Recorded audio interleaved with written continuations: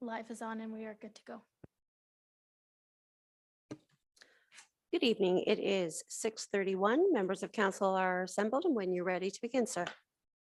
Okay, thank you. Good evening, everyone. I'd like to call to order this regular council meeting and welcome all members of the committee who are joining us in the room and online. Welcome everybody who's in the council chambers this evening and everyone joining us via the live stream. Then we're glad that everyone is with us. The second item on the agenda is the land acknowledgement, and Councillor Stack has them. We acknowledge that we are meeting on the traditional lands and treaty territory of the Saugeen Ojibwe Nation, which consists of the Chippewas of Saugeen and the Chippewas of Nawash Unceded First Nation. We understand this land holds immense significance to the people of Saugeen Ojibwe Nation. We appreciate those who live and work alongside us today and who continue the traditions of their ancestors as stewards of the land we are privileged to inhabit. We thank them for their contributions they have made in both caring for the land and in shaping the community. We commit to truth and reconciliation, to acknowledging the truth about what happened to Indigenous peoples because of colonization, and to reconciliation, which begins with each and every one of us. As a local government and public organization, we are dedicated to learning about Indigenous culture, to fostering a better relationship with First Nations and their people, and we commit ourselves to actions that move us forward on a path to healing along with the Saugeen Ojibwe Nation. Thank you. Third item on the agenda is disclosure of pecuniary interest. Ask any member if you have one of those now that you'd like to declare. Seeing none, of course, you can do that anytime if you need to. We have no additions, deletions, or amendments. No minutes to adopt this evening, so we're on to the public meetings. And we have two public meetings this evening. And the first one is a public meeting for local official plan amendment and zoning bylaw amendment applications L 2023-004 and Z 2023-020 DESA for 232 Railway Street, Southampton. And the meeting on this file is now open. The purpose of the public meeting is to learn about the application and to hear from members of the public. First, we will receive a report from planning staff, and then we will hear from the applicant or their agents. Then we will hear from any members of the public. Members of the public are advised that the ability to appeal the decision on this application may be limited if you have not provided comments on the application before the decision is made. Comments may be made verbally before the committee or submitted to staff in writing before the bylaw is passed. I'll remind everyone that public comments are limited to 5 minutes as part of the planning meeting. After we have heard from the public, the committee will discuss and consider a recommendation on this application. So I'll now ask the planner on the file to present the application. Thank you, Mayor Charbonneau. The purpose of the application this evening is to redesignate the subject lands from highway commercial to residential, and to also rezone those lands from highway commercial to residential fourth density with special provisions. The site specific zoning provisions would recognize a reduced lot area, lot frontage, interior side yard, and rear yard. The application would also permit an increased front yard parking area, a zoning bylaw amendment and local official plan amendment to increase the maximum permitted residential density from 90 units per hectare to 95 units per hectare is also required. If approved, the effect of the amendments will facilitate the development of a 3-story, 12-unit apartment building at 232 Railway Street, which fronts onto Highway 21. The subject property was historically residential that has become highway commercial, and a commercial use was never formally established on the lands. The property is currently vacant. The lands are constrained in size and would not be able to accommodate a cluster of buildings or large format businesses. The surrounding land uses are also primarily residential. Staff are of the opinion that the removal from the highway commercial designation would have no impact on the ability to provide adequate commercial opportunities for the community in the future. The proposed density is appropriate given the site's location and its proximity to nearby commercial service and recreational amenities, which is in accordance with the high density policies of the town's official plan. It is of the opinion of county staff that the side and rear yards on this property are reasonable and there will be enough permeable surfaces maintained to allow for drainage, amenity space, and green landscaping. Lot frontage helps ensure there is suitable access and a reasonable space for a buildable area. The frontage would still fulfill this purpose. and is considered adequate. The proposal complies with the remaining regulations of the R4 zone, including the front yard setback, lot coverage, building height, and landscaped open space. The zoning bylaw amendment application will also permit an increased front yard devoted to parking of 66% instead of 40% for the proposed apartment building. This increase is fairly consistent with the highway commercial uses to the north of the subject lands. The proposal satisfies the high density policies in the official plan and the parking regulations of the zoning bylaw. Comments of concern were received from the public pertaining to traffic circulation and visibility. The proposed removal of the trees within the road allowance will allow for the minimum recommended decision site distance to be met. The development will be subject to site plan control, which is the more appropriate venue by which to deal with this issue to ensure appropriate sightlines are implemented to the town's satisfaction. This concludes my report. Thank you. Okay, thank you for the report. So now we'll hear from members of the public, and we'll start with the applicant or their agent. Does the applicant or their agent wish to speak? And just make sure to push the button on the microphone when you come up and introduce yourself. Thank you. Hello. Hello. Hi, I'm Dane Butner, Dasa Properties. So this is our property we're trying to develop. As you guys have seen in previous meetings, the building will look very similar to other projects we have currently going, 570 Johnson Avenue and the one on 644 Mill Street. So it's a 12-unit apartment. I just wanted to kind of explain a little bit as to why our company is choosing to build this model kind of throughout some of our land. So we're using an MLI Select program, which is helpful. So they will be high efficient buildings and have accessible units. It's on a point system, so it's a government system, and it allows developers to, I guess, build more units for a little more of a cost-effective approach. So I just wanted to touch on that.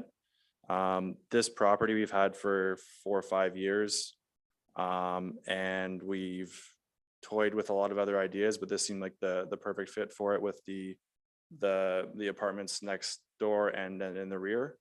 So yeah, we're pretty excited to try and get some more residential units for the town of Saugeen Shores. So Okay, thank you very much. thank you. Anybody else on behalf of the applicant wish to speak at this time? No? Okay.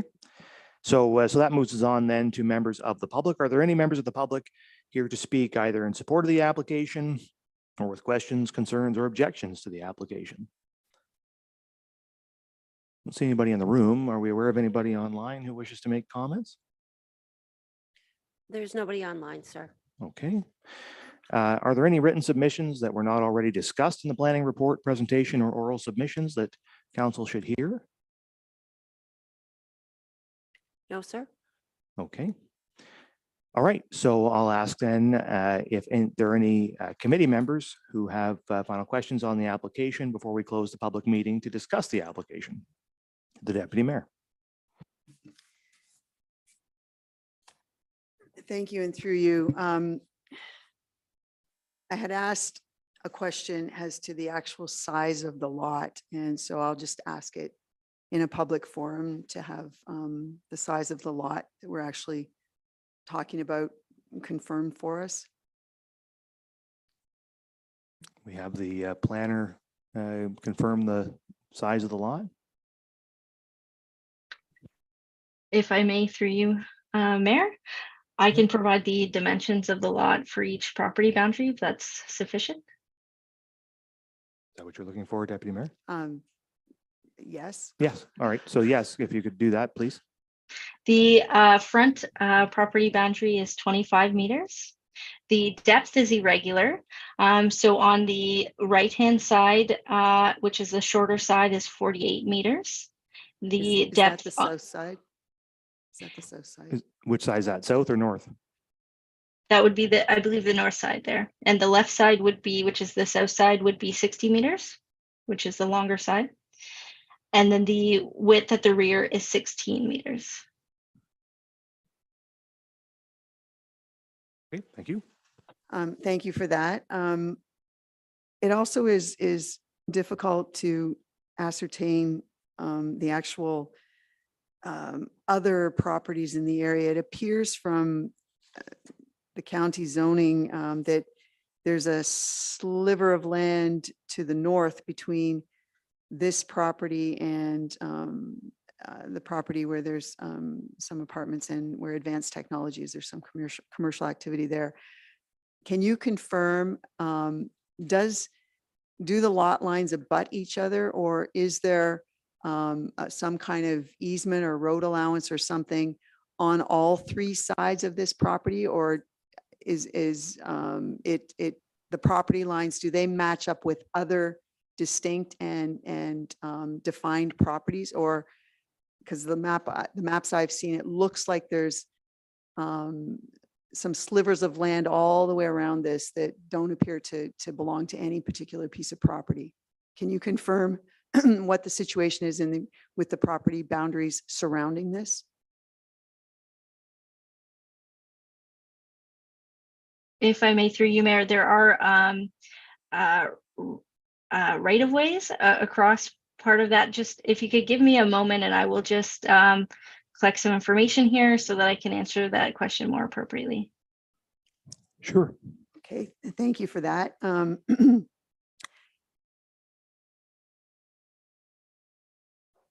I also just wanted to, there was a comment made in the report that this was formerly residential. Just to clarify, the formerly residential part, it was a single family residential unit that was there, correct? It was not a multiple unit. Is that correct? Yes, that is correct. Okay. And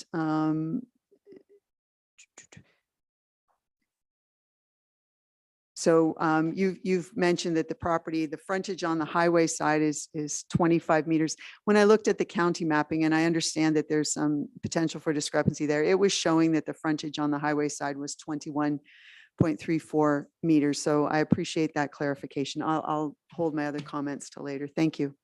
Does the planner have an answer to the deputy mayor's question about the properties around, or would you like the applicant to try to answer that, Julie? If I may through you, Mayor, I am able to answer. There is an unopened road allowance to the rear, but to the side property, there are, it looks like it's additional properties beside. There's no right of way on each side. It looks like it abuts property boundaries to both sides. It's just the rear that there's an unopened road allowance.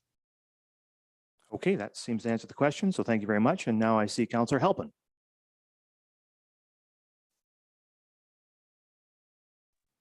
Thank you, Mayor, and through you.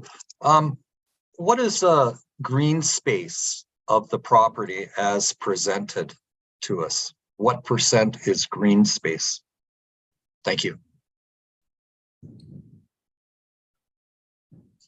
The planner have an answer to that? If I could defer to the planner for the applicant. Yeah, sure. We can ask the applicant to answer that. Through you, Mr. Chair. The minimum requirement for landscape open space is 30%. The property is providing 33% and meets the requirement. Very good. Thank you. Further questions, Councillor Halpin? Sure. One more question, Mayor, and through you. So what we're doing tonight, we're just approving the change of zoning. Is that correct? Or are we also approving the site plan? No, we're not approving a site plan this evening. This is just a zoning bylaw amendment. Okay. Thank you. I have no further questions. Okay, very good. I should also say it's a zoning bylaw amendment and a local official plan amendment. We'll get Councillor Davinsky. Thank you, Mr. Mayor. And there was one letter of concern that I saw about cars coming onto the highway or turning off the highway, more so turning onto the highway. You're saying you have 4 car lengths. Well, at Adelaide Street, where there's a clear sight line, it comes up, if you're turning left onto the highway from Adelaide, those cars come up on you pretty quick. And I'm wondering if we're cutting back enough. And I know that means cutting down more trees, and that's not cool. But I wonder if, is this in the site plan agreement, or would I address this to the developers now? Because it also includes that we should have sidewalks, and we should. There's no doubt about it. It should, the Adelaide Street sidewalk should be extended. If not to Square Deal Neal's, at least just north of it. So. Yeah, so those issues will be dealt with in site plan, but that doesn't mean we can't address it to the Okay. applicant now if they want to make some comments about traffic and also, well, yeah, traffic, I suppose, and interaction with the road. Does the applicant have any comments, or I can open it to the planner too as well afterwards? Sure, through you, Mr. Chair. The property is adjacent, so like to the south around the bend is a municipally owned property. So there is potential there that some tree clearing could occur to help those sightlines on your guys' own property around the corner. Through you, Mr. Mayor, if I Yeah. may. But with the plans that you have right now, are you convinced that they are safe for the number of units and traffic that will come out of that place if approved? Through you, Mr. Chair. It was addressed in the report from Travis Burnside, the engineer. So the minimum decision distance is 175 meters for 60 kilometers. Currently, the site distance of a vehicle waiting to leave the site is 63 to the south and 175. We can take better measurements once those trees are cleared and obtain enough tree clearage to ensure those sight lines at the time. Thank you very much. Thank you, Mr. Mayor. Okay, thank you. The deputy mayor. Just to thank you through you to Councillor Halpin asked about green space. So the answer was that there's 33% green space on the lot. Are you taking into account the space that is the parking lot? Because I'm looking at the drawing, I don't see 33% potential there for green space. So do you mean open space, not green space? I guess we could ask the planner. Yeah, like when does you the- said that there's 33%, that's open space. That's not green space. Is that correct? Let's put the question to the planner and ask if it meets the wording, the language of the bylaw with regard to green Yeah. space, open space, et cetera. We'll put it to Ms. Jeeper, the planner. If Dana has an answer there and is ready, I will defer to Dana there. I'm just interested to know if the application meets the provisions of the bylaw for green space and open space. You must be able to answer that.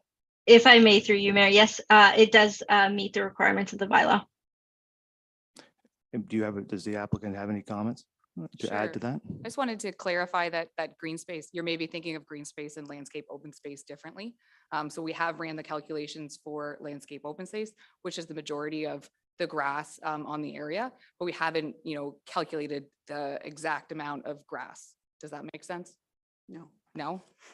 Landscape open space can include things like walkways. It does not include the parking area, if that helps. Okay, Deputy Mayor. Okay, my other comment, which is, I'll phrase it as a question.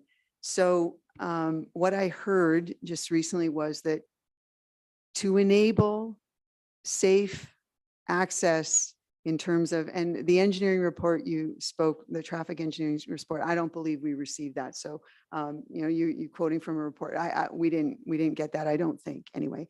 But to enable an opportunity for what would be acceptable in terms of entrance, to enable that, that would require that a few or more than a few trees would have to be cut down on public property. Is that what you just said? Is that what would enable that? The trees coming down would make it so that what would be required for safe in and out from the highway is possible. If those trees don't come down, there's a totally different situation at play, correct? We put that to the applicant. Through you, Mr. Chair. To be honest, the report isn't specific where the trees have to come down, whether it's on the subject lands or whether it's around the curve in that road allowance in front of your property. Well, I would, there's not very many trees actually sort of on this property left. So, you know, I'm assuming that what they meant by trees coming down was where it's incredibly wooded, which is the other parcel. But thank you for the answer. Okay. Are there further questions before I close the public meeting? Will there be an opportunity after I close it for council to discuss recommendation, which I will read after I close the public meeting? But one more call for any comments from members or questions, I should say. I don't see any. So I will now declare the public meeting to be closed. And so I'll read the recommendation. And it's recommended that council adopt bylaw 72, 2023 for local official plan amendment L 2023-004, and that it be forwarded to Bruce County Council for approval, and that council approve zoning bylaw amendment Z 2023-020 and bylaw 73-2023. So that's the recommendation before you. I'll ask if there's any questions or comments from members of the committee before we vote on that recommendation. You have a comment, the Deputy Mayor?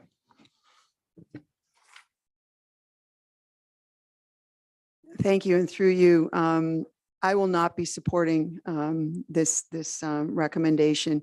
I think it's a big leap to go from a property that had a single family unit on it to an R4 zoning situation and an increase in density even within the R4 situation because of the size of the lot. It's, in my mind, it's simply too much on too small of a space. And I completely agree that density is okay in the right location. And I think the right location is close to streets that are extremely well traveled and our arterial roads or that kind of thing. So the highway would be one of those, but this is on a corner, it's on a curve. It's and you're just loading up that property with no potential from the way that I look at it from the drawing. And I know this is not site plan, but you know, we've got a site plan before us too, with a schematic showing parking spaces in the bulk of the building. And, you know, a 15-foot rear yard there and 10 feet on both sides. And the access coming literally right out on the curve.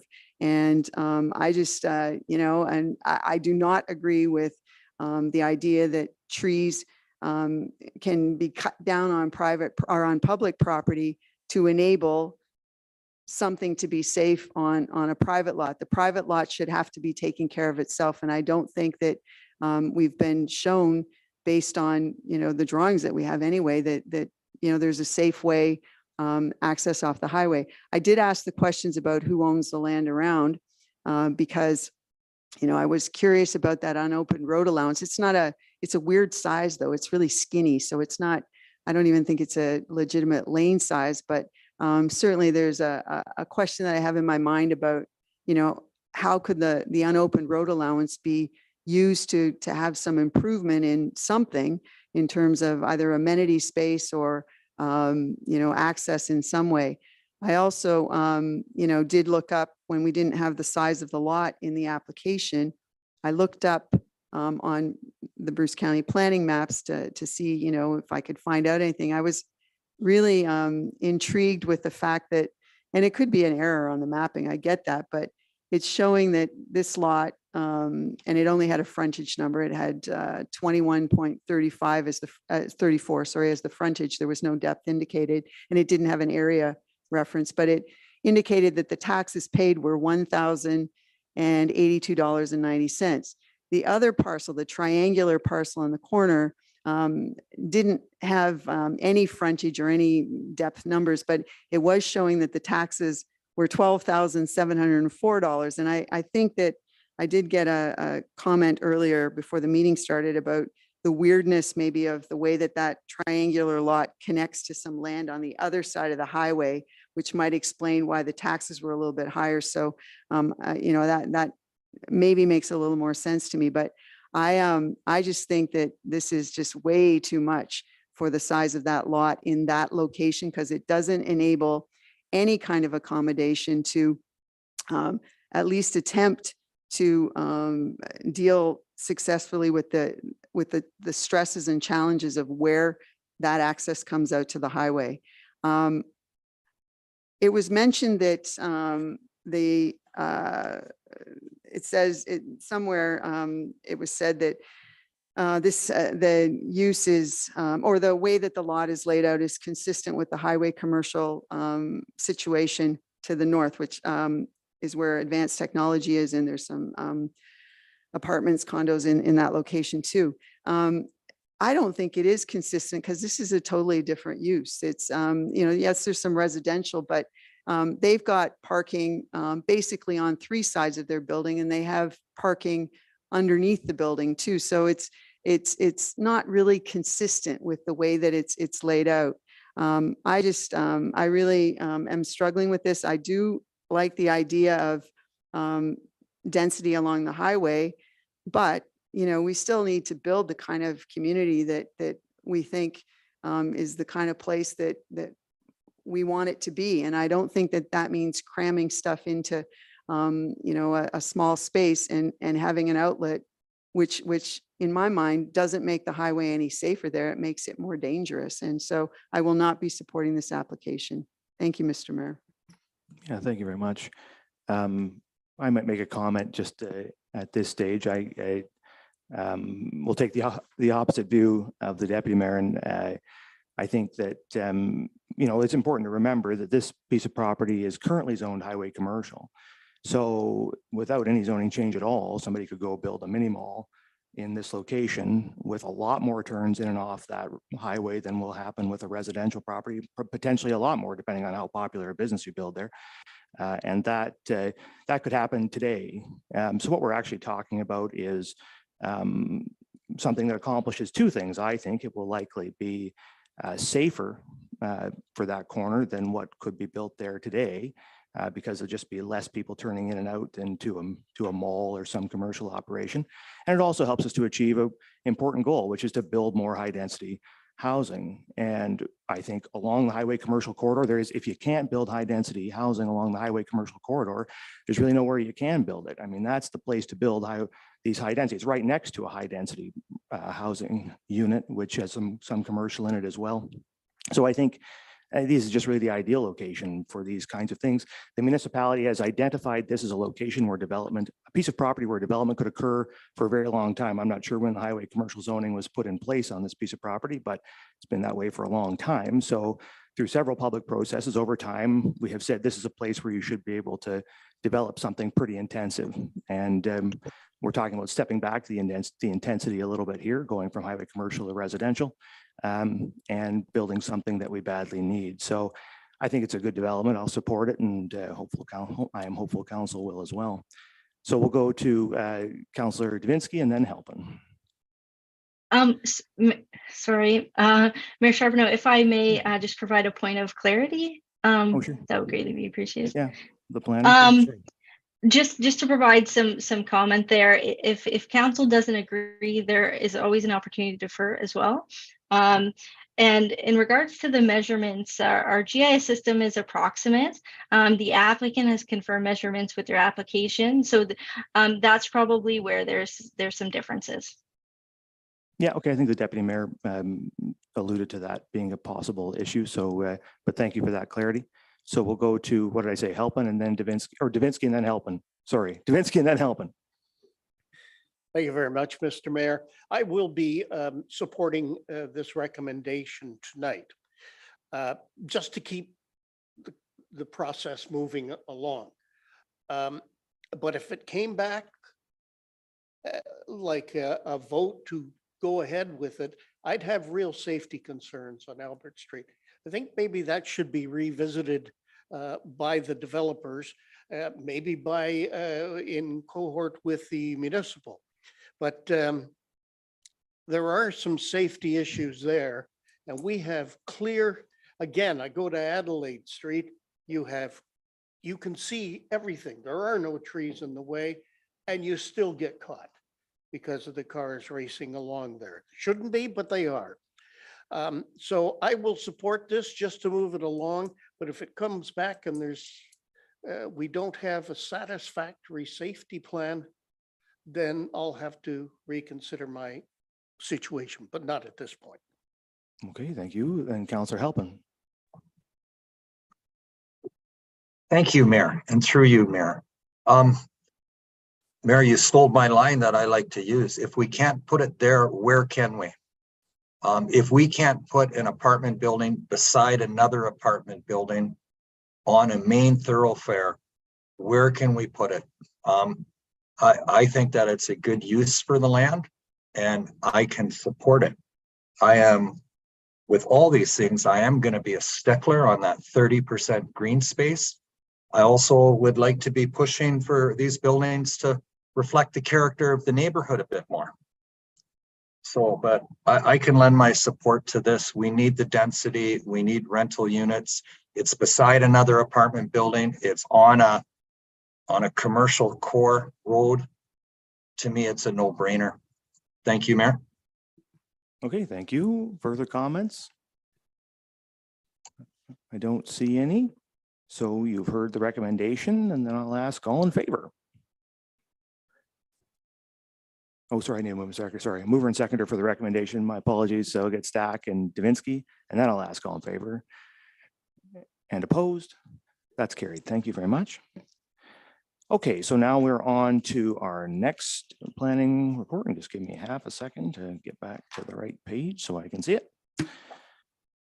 Okay, so next on the agenda is a public meeting for major revision to draft plan of subdivision 41T-2011-01.44 and zoning bylaw amendment Z-2022-141 for Summerside, north end of Port Elgin, west of Highway 21 and south of concession 10. The purpose of the public meeting is to learn about the application and to hear from members of the public. So first we will receive a report from our planning staff, then we will hear from the applicant or their agents. Then we will hear from any members of the public. Members of the public are advised that the ability to appeal the decision on this application may be limited if you have not provided comments on the application before the decision is made. Comments may be made verbally before the committee or submitted to staff in writing before the bylaw is passed. And just another reminder, comments this evening will be limited to 5 minutes. After we have heard from the public, the committee will discuss and consider a recommendation on this application. So now I will ask the planner to present the application. Thank you. Through you, Mayor. So the application before you tonight is for information purposes. We will be seeking feedback both from council this evening as well as members of the public who have not already provided comments to the county in writing. So the application is to amend an existing draft approved plan of subdivision, the Summerside subdivision, which was draft approved in 2011 and revised in 2021. There have been various phases of the development that have already been registered and are either completed or under construction currently. The purpose of this application is to amend the northern portion of that subdivision to allow for an increased density, a change in unit types, as well as amending the stormwater management layout. The current draft plan has a linear stormwater management facility along the concession 10 road frontage. That would be amended to allow for a more conventional facility in the northwest corner of the site. The applicant is also proposing a zoning bylaw amendment to facilitate the changes to the project itself. The applicant did provide various studies, including a functional servicing report, a stormwater management report, and a transportation impact study. And those were circulated to various agencies and town staff for review. We did receive comments back. One that would be notable for this council is comments from the Blue Water District School Board looking to specifically look at opportunities for a school site in this area of Port Elgin, and those conversations are ongoing. We also did receive some feedback from the Saugeen Ojibwe Nation, just looking to confirm that the proposed changes to the subdivision aren't impacting some of the archaeological sites that had been identified in the subdivision as well. We did also circulate out to members of the public. We did include public comments in your agenda package, and one additional comment was forwarded to council today, which I had omitted accidentally from the original report. The comments from the public largely related to the original notice circulation that the county had sent out, which at the time showed a portion of the woodlot also as part of the application to amend this project. We have since confirmed with town staff that the wooded area has been actually transferred to the town. And so we did, through the public notice circulation, amend the parcel boundary to reflect the proper ownership of those lands. And we can also confirm that there are no proposed changes to the woodlot area. So the development is specifically looking to change the area that's currently under agricultural production. With respect to any other public comments, there was a comment with respect to stormwater management and how that change would affect the woodlot itself. The applicant's engineer has provided a response in terms of how stormwater will be directed. So there is existing infrastructure to the west of the site. A small portion of the stormwater will be directed to that area, but with the new stormwater management facility proposed in the northwest corner of the project, there will be a facility there that will connect to the existing municipal stormwater system on concession 10. And so that wouldn't directly go into the woodlot, but would connect to the existing municipal infrastructure. The applicant has confirmed also through their studies that the servicing capacity is available for the changes to the plan.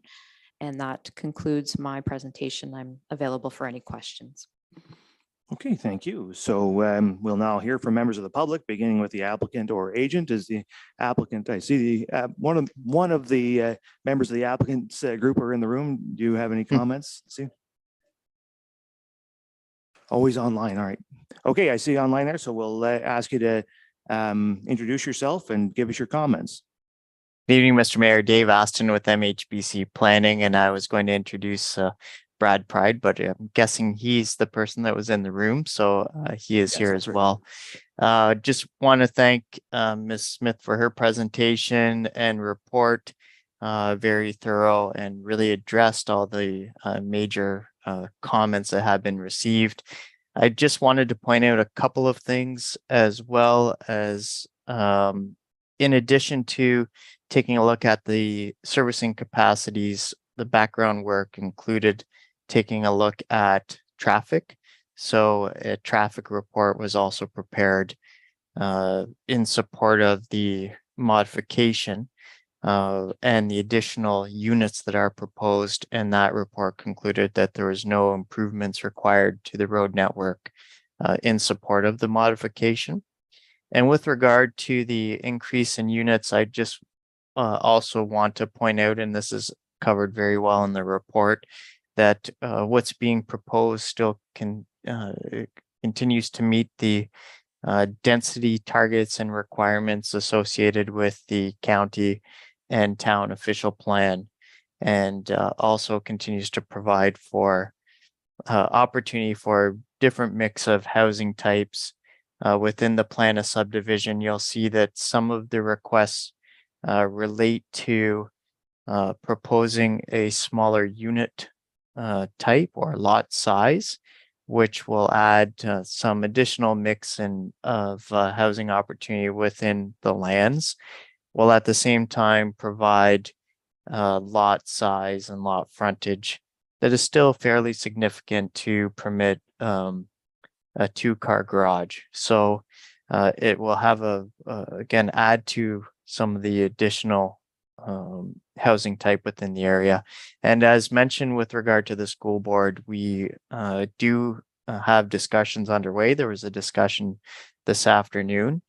So pending working through some matters between now and a final report coming back to this council, it may be that one of the blocks is modified, or there may be a minor change to the plan and the proposed zoning to accommodate the school needs. So just wanted to raise that so that council and public are aware that there is work happening there and that may need to be incorporated into a final report and plan. And with that, we're just here to answer any questions or provide any further clarification. So thank you. That's great. Thank you. So I guess that's the last presentation from the applicant. So we'll move on then to any members of the public who are here to speak either in support of the application or with questions, concerns, or objections to the application. Anybody in the room wish to speak this evening? If not, is there anybody online who wishes to speak? Through you, Mayor Charbonneau, there is an Alex Baker who had registered. However, do not appear to be online at this moment. We don't have any attendees in waiting. So I don't believe he'll be attending. All right, thank you. Are there any written submissions that were not already discussed in the planning report presentation or oral submissions that we should hear at this time? No further comments. Nothing further? Okay, all right, so that if Mr. Baker happens to join us before we close the public meeting, we'll bring him in. But for now, we will ask if any committee members have final questions on the application before we close the public meeting. Questions from members? The Deputy Mayor. Thank you. Through figuring out this new thing, we ask questions and then the opinions come later on. Just for clarification, a couple of things. There's mention made of how this would move a stormwater management system from basically the east to the west. Does that have any impact on the town pond that's in that vicinity, or is that a town pond? Is it on their land already? I just wondered, because we have some stormwater management stuff in this general vicinity too. There's no impact on that? Well, maybe we could ask, start with the planner, and if she wishes, she can turn it over to the applicant as well. Yes, thank you through you, Mayor. So there is an existing stormwater management facility in the woodland area, which is owned by the town. There would be a small portion of this development, is my understanding, that would be directed to that existing infrastructure, but that has already been accounted for in the design. This new stormwater management facility would be a new project and then ultimately conveyed to the town upon completion of the build. Okay, maybe I'm just geographically confused on this, but do we not have a stormwater pond to the east? That's not woodland, is it?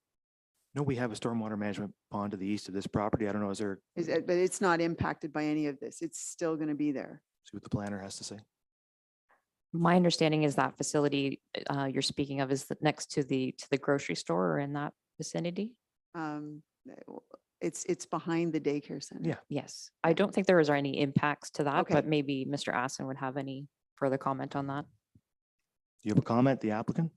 Thank you, through the mayor to deputy mayor. There will be no impact on that stormwater management facility. And the new facility really is just a reorganization of the linear ponds into one more traditional type of stormwater management facility. So no impact to existing facilities. And then there'll be a new facility that will ultimately be a municipal facility. Thank you. Sometimes the mapping that we get, it's property lines are hard to figure out, and as you bounce them up, they get blurry. A couple of other things so thank you for the clarification. A couple of the other things, there was just if additional comments are available, it was mentioned that all of this is providing an opportunity for a more functional design. I just would really appreciate just a couple of comments about that, because it makes sense to me, but I'm curious how people who have designed this or changed things up a little bit, how would you add to that one simple statement that this is a more functional design? What makes it more functional? To the planner? Yes, thank you for the question. So my read of that is that the street network will be made more linear, which allows for better flow through It also mirrors the street layout to the south. The previous design had some bends in it, which I guess the applicant did reevaluate and found that this was a better layout to align with primarily the Bruce Street and Waterloo Streets, which are somewhat fixed. They need to connect at certain points, but all the local roads connecting to that could be made in a more functional design in a more linear way. Well, it's good we do that every now and again, that we take a second look and make them more functional. So I appreciate that comment. It was mentioned that a number of items were being asked in terms of some changes. So a shrinking of the size of the lots, in a few cases, more lot coverage. And then it said all other provisions of R2 and R3 would be met. So I'm assuming that that means that with the plans in mind for the structures that could potentially be built there, that like setbacks and landscaping and all that stuff, that there's still enough room there for everything to fit on the slightly smaller lots with everything else intact. Is that what I can read into that comment? That's correct. Okay. And the other question that I had was in the planning report that we received, it talks about, and you know, it's nice to see an increase in units as a first thought. But my question is on the little chart that we received, it refers to the first line is single detached. Okay. Single detached houses to me have always been R1 zoning. So this is not asking for any R1 zoning though, it's R2. So should we read into that really what they're not single detached, that these are town, like, so does R1 zoning even exist anymore is the question, I guess. To the planner. Yes, thank you through you, Mayor. The R1 zoning does still exist, but single detached dwelling units are permitted in other zones on smaller lots. So it's taking into account a higher density, and that would be the intent for this development with the single detached. But R2 also enables some other things as well. That's So, correct. Okay. Can I just clarify that question, Deputy Mayor? Because to the planner, isn't it true that we merged R1 and R2? And in fact, all uses that are permitted in R2 are also permitted in R1 now? That's a good question. Thank you, Mayor. I don't know if I necessarily have that answer, but I'm just going to take a quick scan of the bylaw. Okay, Well, sorry, and Deputy she Mayor. answered the question okay too. But, She did. I just but wanted to. now there's another to- question. So the answer to that, maybe not tonight, but that would be good to know too. Yeah. Because so effectively that Yeah, it wouldn't make any makes a difference. totally special Saugeen Shores R something zone that could be one or could be two. I did, it's a question perhaps to the property owner. One of the members of the public who submitted something made mention of Phragmites sort of taking over an area there. I guess I just, you know, I realize we're not supposed to offer opinions right now, but I would just like to ask if some removal of Phragmites can be initiated sooner rather than later, because the longer you wait, the more potential it is for that to blow around. So, you know, we've been doing a pretty good job in Saugeen Shores with dealing with Phragmites along the shore. So I just, whatever we can do to continue that good practice further away from the shore, I'll just leave that as an opinion. So there was a, can you do this question in there, but it doesn't necessarily need an answer. And my other one is a question. I like to see streets show up on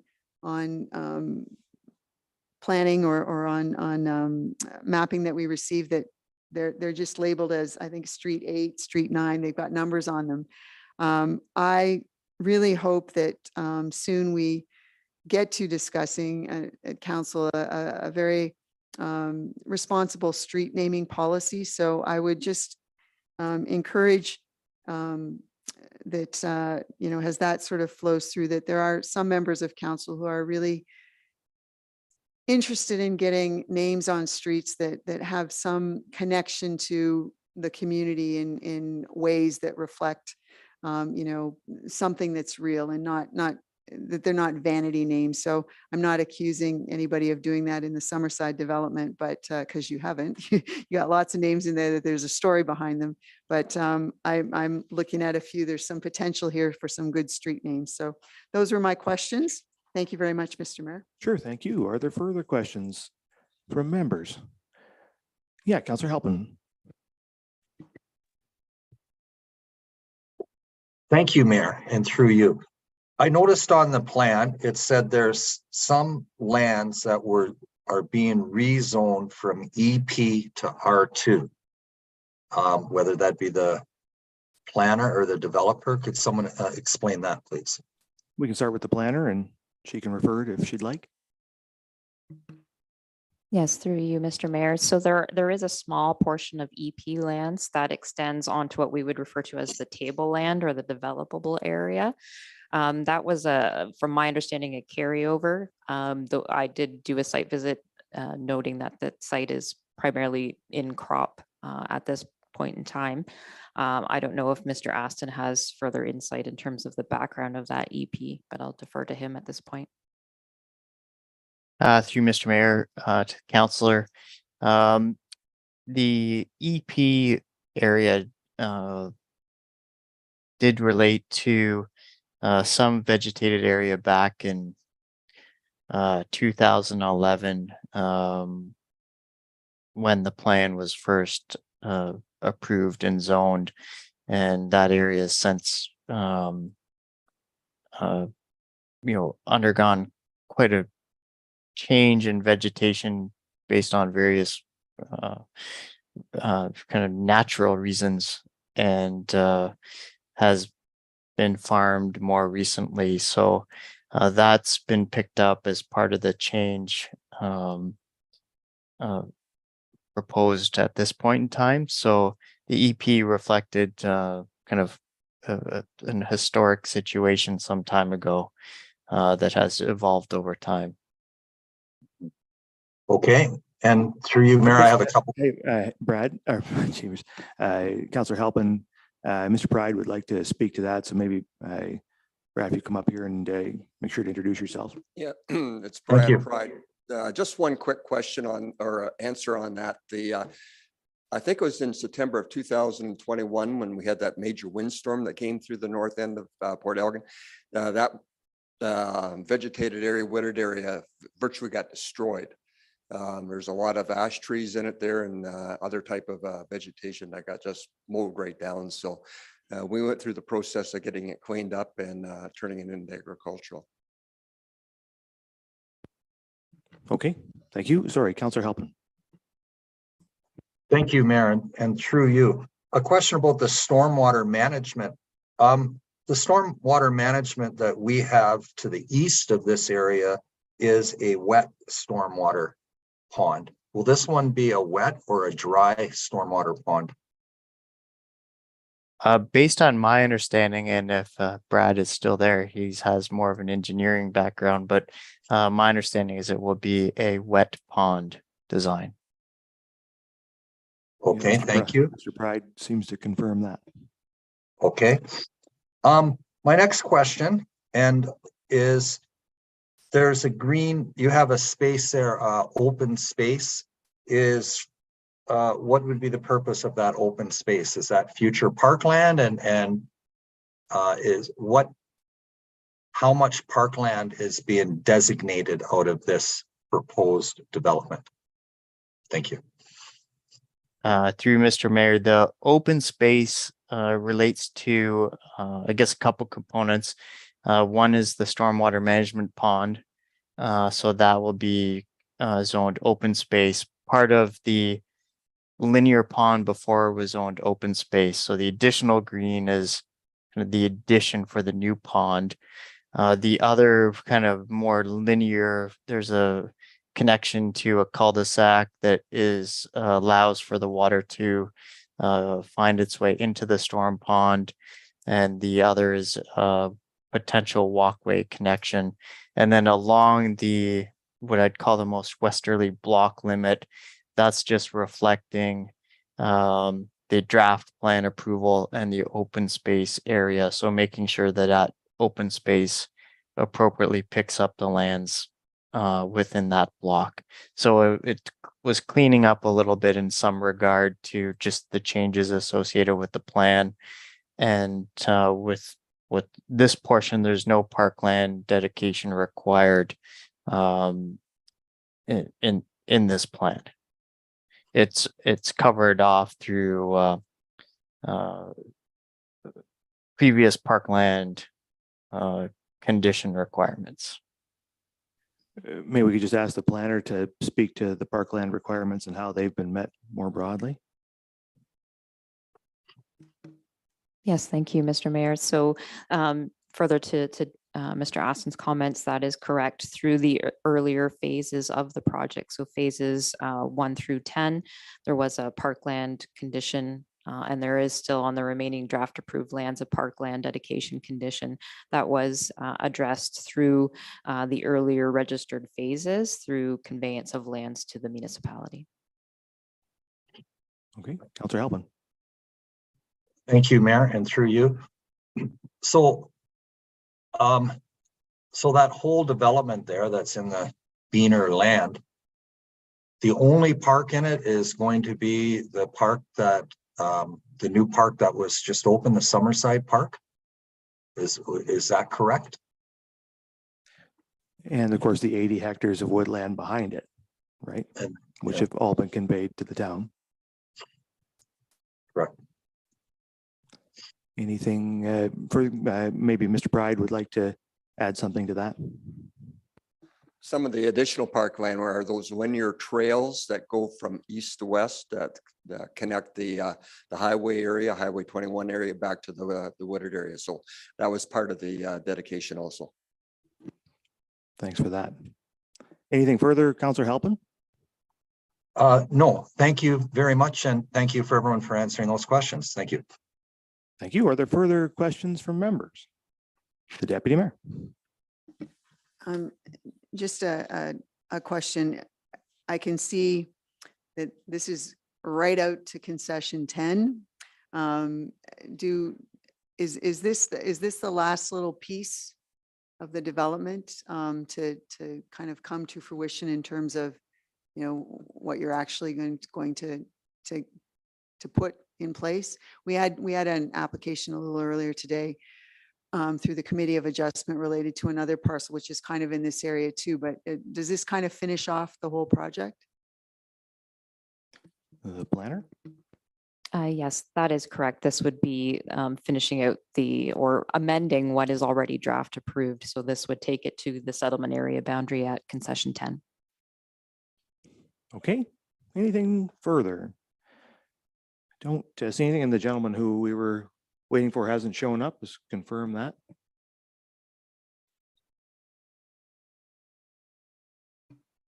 No, he is not. Okay, so I will now declare the public meeting to be closed.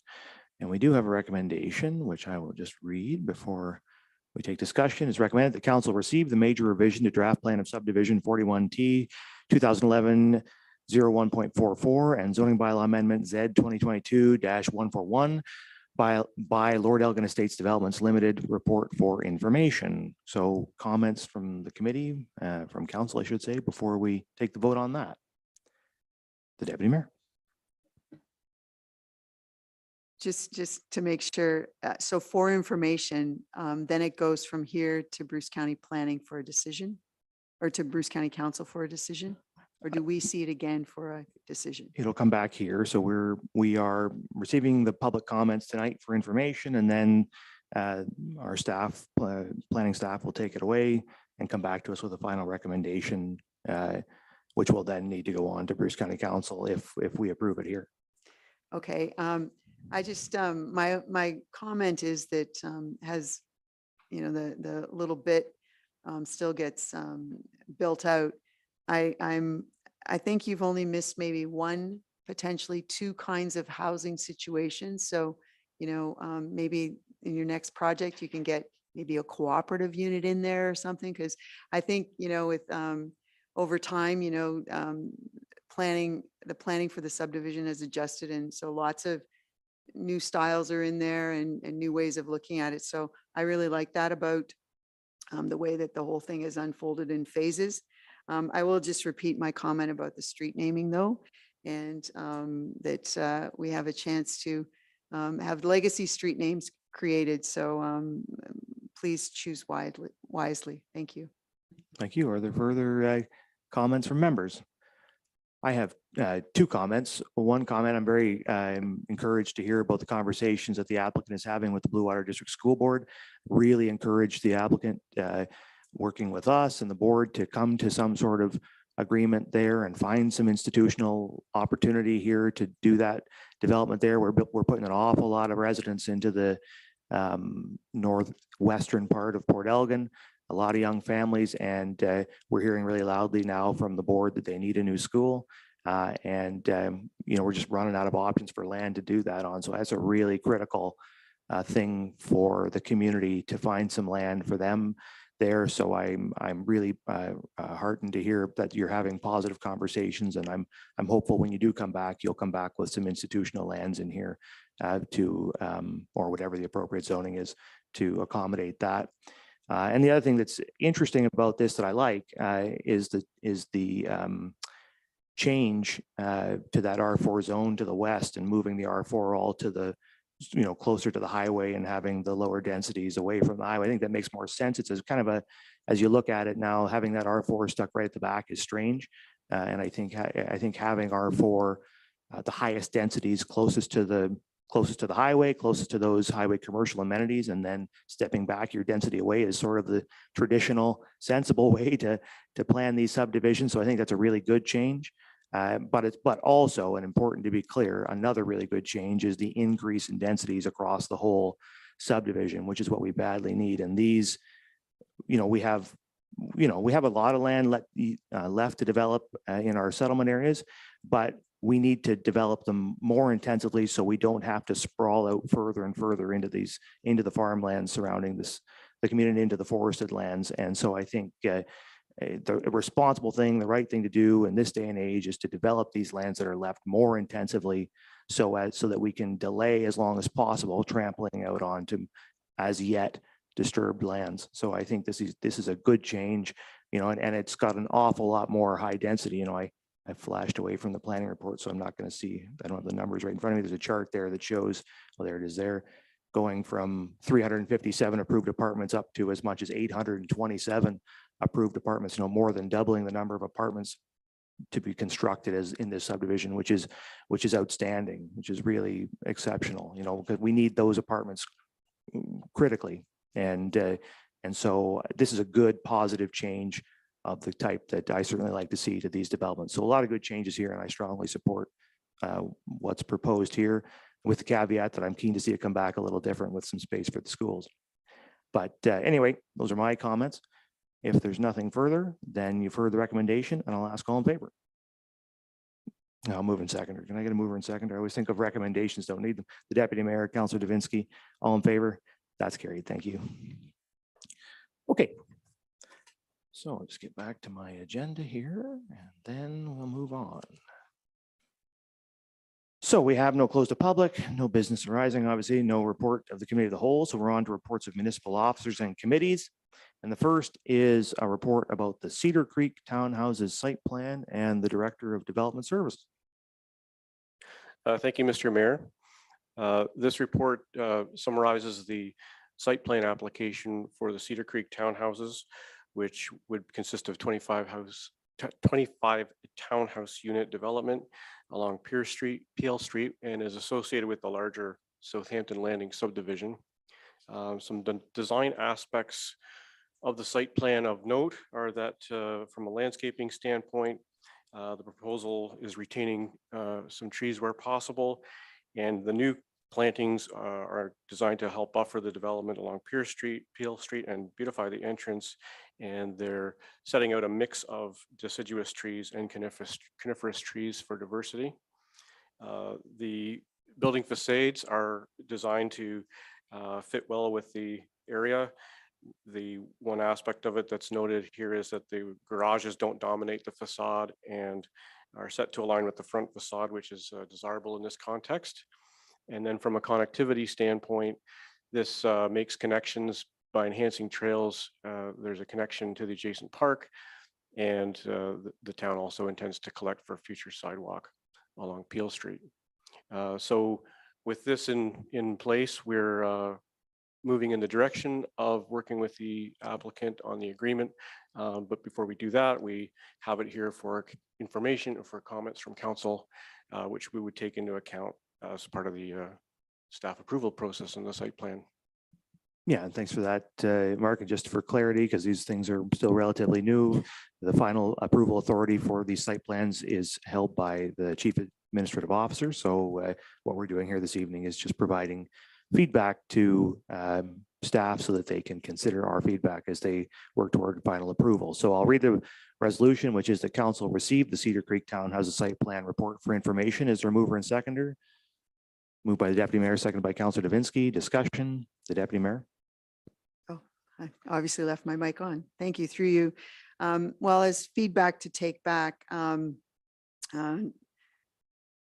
appreciate the comment about the garages. What's interesting though is this development, the backyards of units will actually be the front yards on the street. So the garages are all interior, and it's I'm assuming a private road in there. So that comment reflects the interior of it. I just would like to make sure that it's picked up, and I don't the development from this project already has had lots of tree planting, but the front yard to this development is facing Peel, but that's actually the backyards to units. So any great attention that can be given to landscaping there, that's the streetscape.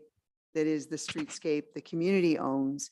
So whatever we can do to keep that looking good, that's great, because it's a slightly different sort of orientation. You made mention of the access to trails. Well, one of the things that is quite obvious in the design, well, first of all, there's no sidewalks on that side of Peel Street. So, there's a pedestrian deficiency there. However, in the interior of this, there's nothing in there that suggests that, pedestrians are part of the mix. So again, I don't know how you do that when it's a private road and, it's really about getting into your garage, but whatever can happen with the little front yards that are being created in there that inspires a front yard mentality and out to the street kind of viewpoint, that would be good, because there is nothing pedestrian focused within it. I wanted to ask, when you mentioned about connections to trails, those trails, those are public trails. Am I correct with that? I believe that was part of the overall plan, that those were the parkland situations. Is that correct? That's my understanding, yes. Okay, Through you, so Mr. Mayor. So super important that whatever linkages, and maybe I just missed it in the drawing, but the trail connections need to come right out to Peel Street then. So it's not just into the interior of this little 25 parcel situation with townhouses, I believe. But the trail linkages need to give the public access, because I think with it being a private road in there, it's not the kind of encouragement to walk in there and go over, much like the Grenville Estate situation, which are private roads in there. So just, don't miss that, because those trails have great potential to be really interesting, because there's a lot of unique landscaping going on back there, but the public needs to have access in off Peel Street. One of the other comments made in the report was how even though the existing neighborhood design, urban environment, it has a nice acronym, UE something or other. We got to come up with a better short form for those neighborhood guidelines, design guidelines. Even though they came into play after this, there's a number of elements in here that kind of match them. I appreciate, that attention has been given to them. And if there's potential for even more, because maybe they came into play after this all started, but this is an extension of an existing neighborhood that isn't that old, actually, because those other houses on Peel further to the west are not, heritage homes by any stretch, but it is an extension of an existing neighborhood. So whatever, can kind of encourage that flow, that would be good too.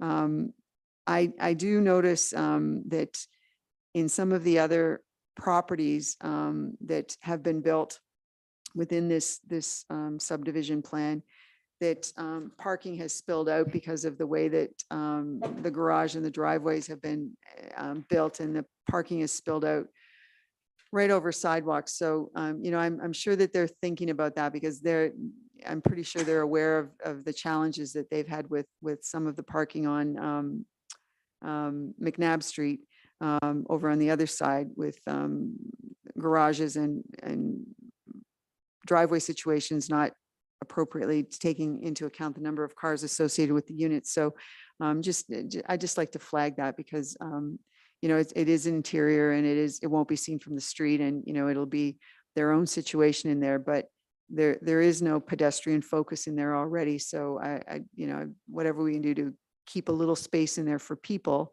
as well as the cars would be good. But my main concern was really just to make sure that the streetscape along Peel is as attractive as it can possibly be, because it's backyards that are facing that, not front yards, and the access to the trails from Peel. Thank you very much.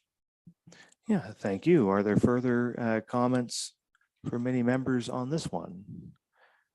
Councillor Halpin. Thank you, Mayor, and through you. Perhaps it's time for a sidewalk going down Peel Street and continuing along Railway Street to join up with the rest of our commercial, because we're certainly increasing residential usage in that area. And, if we want active transportation, we have our trails, and I think sidewalks need to be a really big part of that as well. So that would be my comment on this, is it's time to get a good sidewalk going down Peel and along Railway to connect with the existing sidewalk that I believe ends in front of the Shoppers Drug Mart. Any comment to that, the director? Yes, the site plan process, we anticipate collecting a contribution for future sidewalk construction along Peel Street. That would be relative to these subject lands. And in terms of the larger comment about the street, we would need to look at that as part of our longer term sidewalk, annual sidewalk program. But certainly for this site, we're collecting funds to build a sidewalk in the future. Okay. Thank you for that answer, sir. Thank you. Yeah, thank you. Anything further? I was wondering, has there been any consideration given to, I see you mentioned buffering to Peel Street, but what about buffering to the town yard to the east of the development? Is there any consideration at this stage as part of the site plan to ensuring there's some sort of buffer between the municipality's works yard and this development? I don't know the answer to that, but we'll certainly take that into account and ensure that's a focus in our final review. I think that's very important, because we don't want this residential development to limit our ability to use the town's yard. Is there anything further? If not, then you've heard the recommendation, and I'll ask all in favor. That's carried. Thank you. Okay, so now we are on to the second of these reports, which is site plan for 1596666 Ontario Limited, and the director. Thank you, Mr. Mayor. This report is similar in context to the previous report. It's a site plan that has reached a point where staff are bringing it to council for information and for comments that we can incorporate into our final review. This application is for a development that was recently rezoned at the corner of Bricker Street and Mill Street, the south, I'll call it the southeast corner. And the site plan involves a 24-unit purpose-built rental apartment consisting of 2 buildings. And the main design aspects I'll mention for this, there was some consideration reflected in the plan to the approved existing neighborhood guidelines. And those staff are satisfied that some of those aspects are reflected in this design. There's a commitment to keeping trees that were identified and planting new trees to buffer certain aspects of the development from neighboring lands. The finishing and so on is generally satisfactory. We did note that we will be in our further discussions with the applicant, we're going to be looking for more of a window presence facing Bricker Street. So we're looking for that to be incorporated in the final design. And the landscaping, the 30% landscaped open space is being implemented to the satisfaction of staff on this through this site plan. So those were the main aspects of the design I wanted to bring to council's attention from our review at this point. Okay, thank you. So there is a recommendation the council receive the site plan report for 1596666 Ontario Limited for information. Is there a mover and seconder? Moved by Stack, seconded by Davinsky. Discussion on this one. We'll start with Halpin and then come to the deputy mayor. Thank you, Mayor, and through you, Mayor. On this one, I really appreciate the fact that, I personally asked that I wanted to make sure you had a 30% green space to fit into the existing neighborhood and to reflect the character of the neighborhood. And I was really pleased to see that happen. I want to say that I'm not really satisfied with the facade of the building. I don't believe you're really reaching out to kind of reflect the neighborhood with the older homes and everything that we have there. And I feel like what I asked for was this, that we needed the 30% green space and we need to reflect the character of the neighborhood. And I don't think that they're really quite there with reflecting the character of the neighborhood with the design of that building. And a lot of the things that we put out there in the community permit planning system and stuff like that, they talk about the use of dormers and the just decorations and around windows and stuff like that. I feel like the applicant could do a lot more to match the character of the neighborhood that the building is being built in. Thank you. Thank you. Any comments to that, the director? Yeah, I think I would just point out a few design aspects that sort of contribute to the description on a report. The buildings could, in theory, just be cubes. But what they've done is they've added a bit of architectural interest. There are peaked roofs in a few locations, and you see sort of a post and beam treatment at some of the entrances and in the peaked roofs. Combined with, there's a combination of brick there on the lower levels. So there is some visual interest being brought to the building. And so that's, I think, what we're reflecting there. But we'll take into account the interest in seeing more of that. Okay, the deputy mayor. Thank you, Mr. Mayor. I've got up here in front of me through you, the comments about landscaping and the 30%. And it goes on to read that the new trees adding to the town's tree canopy, retaining trees. Then it says the existing maple trees along Mill are to be retained and the cedars along the eastern boundary are to be retained in the corner. The new trees are proposed along Bricker and framing the parking area. There's not really a strong, significant comment there about the buffering or the definition of the edge between going out to the east between the smaller residential unit there and this building. So it wasn't clear to me from the drawing just whether there was a fence being thought about for there or it kind of almost looks like a couple of shrubs were plugged at intervals along there. I would see that as an area that would be a good area to do whatever we can do to create a pretty solid, significant little boundary line there, because there's a very different residential situation just right beside that. So it just wasn't clear to me from the drawing that, and in the comments, it didn't seem like that was being picked up as a real valuable area to talk about, but please don't miss that area because that's significant. There was also a comment about how something about parking, and the municipal parking lot was available there for temporary parking. It really has been made clear to this developers that that municipal parking lot has no overnight parking. Generally all the time, but very specifically during a big chunk of the year when it's the winter time. So that temporary parking use, I hope that's being defined very clearly, that that is not a long-term parking solution. Should there be a situation with parking on this property, I just want to flag that.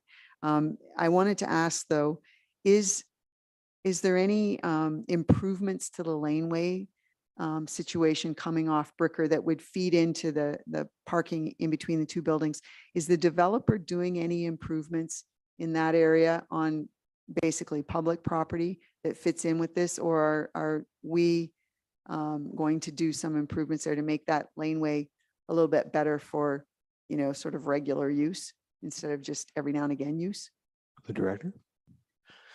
Through you, Mr. Mayor, I'm not aware of the developer making improvements there, but I'll review and confirm Well, it's what the just- plan is for that. Yeah, because that lane. it's not a, it's used, but it's not used on a consistent, regular basis. So, if something needs to happen there, it should be on the developer's plate, not taxpayers, because it's providing access to their parking.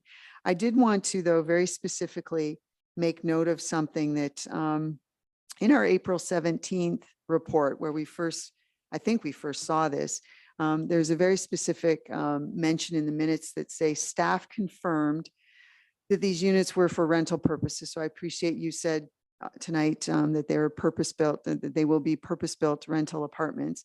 But it was also mentioned in the staff confirmation note that the ground floor units will be fully accessible. And at the time, at that meeting, it was brought up that there were only 2 accessible parking spaces in that design. And so it went back, and then the next time it came back, there were 4 accessible parking spaces, which still show on this drawing. However, this report now has embedded into it in the overall principles comment. Let me see if I can get it up here. It says,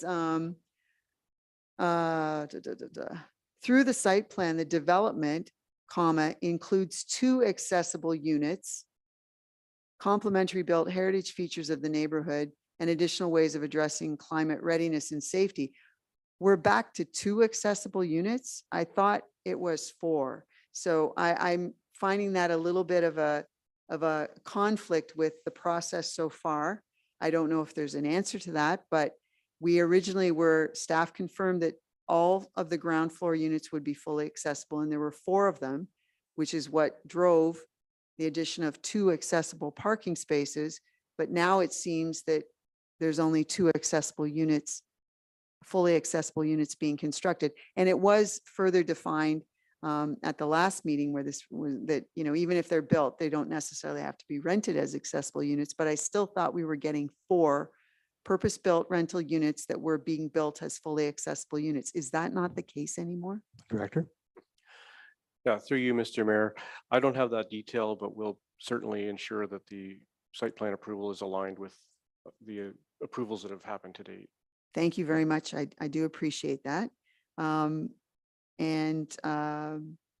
Again, whatever you can do related to buffering with the residential unit to the east, I think that would be a good planning move, because it's a very different character. Even if you get some architectural features in there, it's the area just to the east is very different. Thank you very much.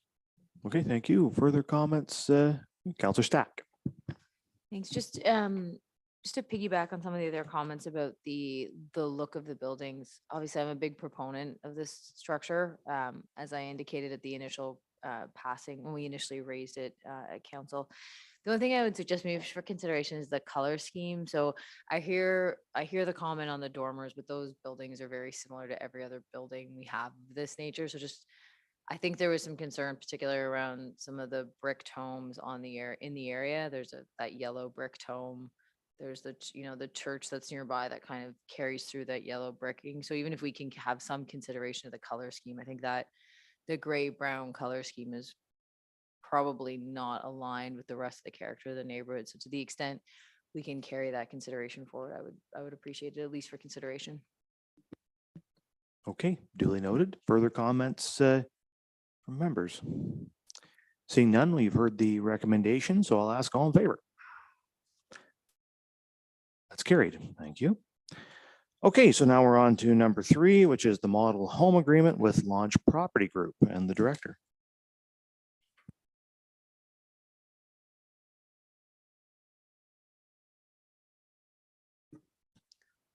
Thank you, Mr. Mayor. This is a bylaw for council to consider authorizing execution of it. It's a model home agreement. It's for the East Hampton subdivision, and they have a draft approval for 9 units along there, and they've noted on the key map, and the developer, as is often the case, seeking to generate some interest in the development, seeks to build a model home. And so this is a fairly standard agreement that we develop to provide the ability to build a model home, but doesn't allow for a connection to services and doesn't allow occupation. So there is a resolution that council adopt bylaw 74, 2023, being a bylaw to authorize the execution of the model home agreement with Launch Property Group. Is there a mover and seconder for that? Moved by the deputy mayor, seconded by Councillor Stack. Is there any discussion? Seeing none, then all in favor.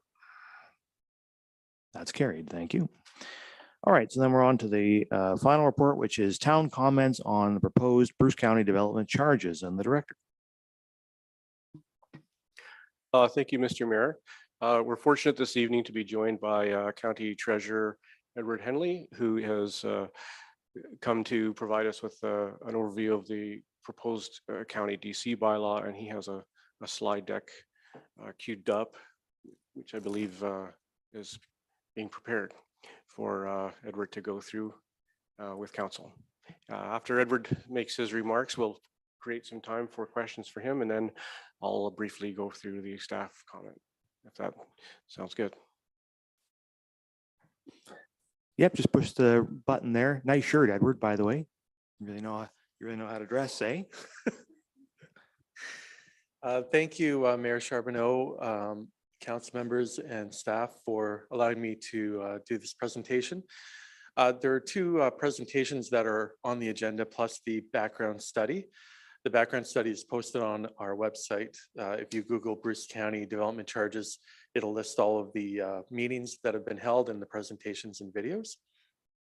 I'm only going to be presenting one of the presentations, which talks about the reason for charging development charges. The other one is just explaining development charges in general, and 4 of the municipalities out of 8 in Bruce County collect development charges, and Saugeen Shores is one of them. So with the next slide, we'll just talk about why the county would like to collect DCs. And if we go to the next slide quickly, basically the reason why is funds are needed for growth-related infrastructure.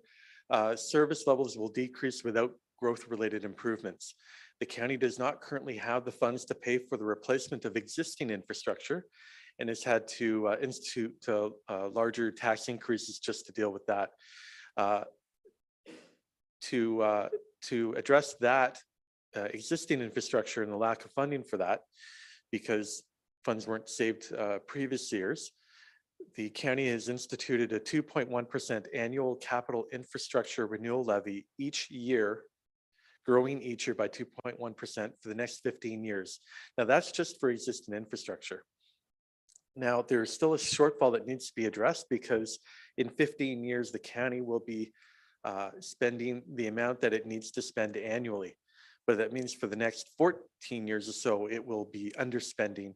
And so either existing capital needs to be deferred, or close down if it was, say, a bridge. But most of our bridges, we probably are not able to close because they're major bridges. And so this is an alternate source of revenue that is not based on having to raise property taxes. So if we go to the next slide. And in the 2023 budget, the theme was to strengthen the foundation of our core services.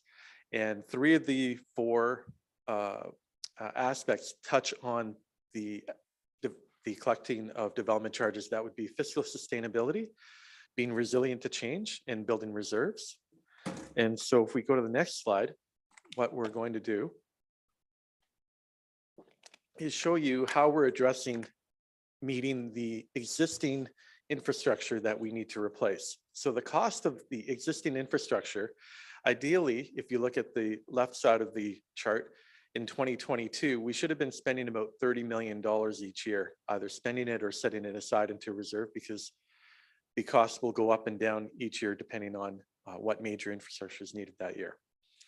In 2022, we had only set aside $12 million for capital. So we were under by 18 million.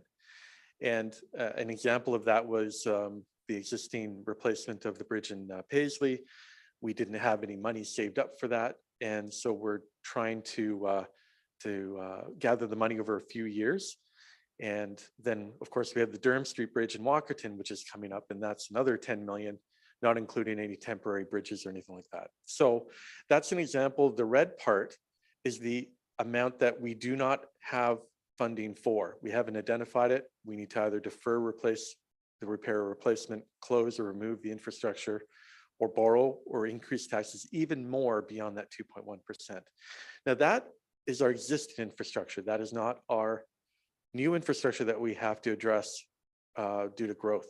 And so we'll go to the next slide. And that new growth cost, what we've done is we've shown that here, and it's in green.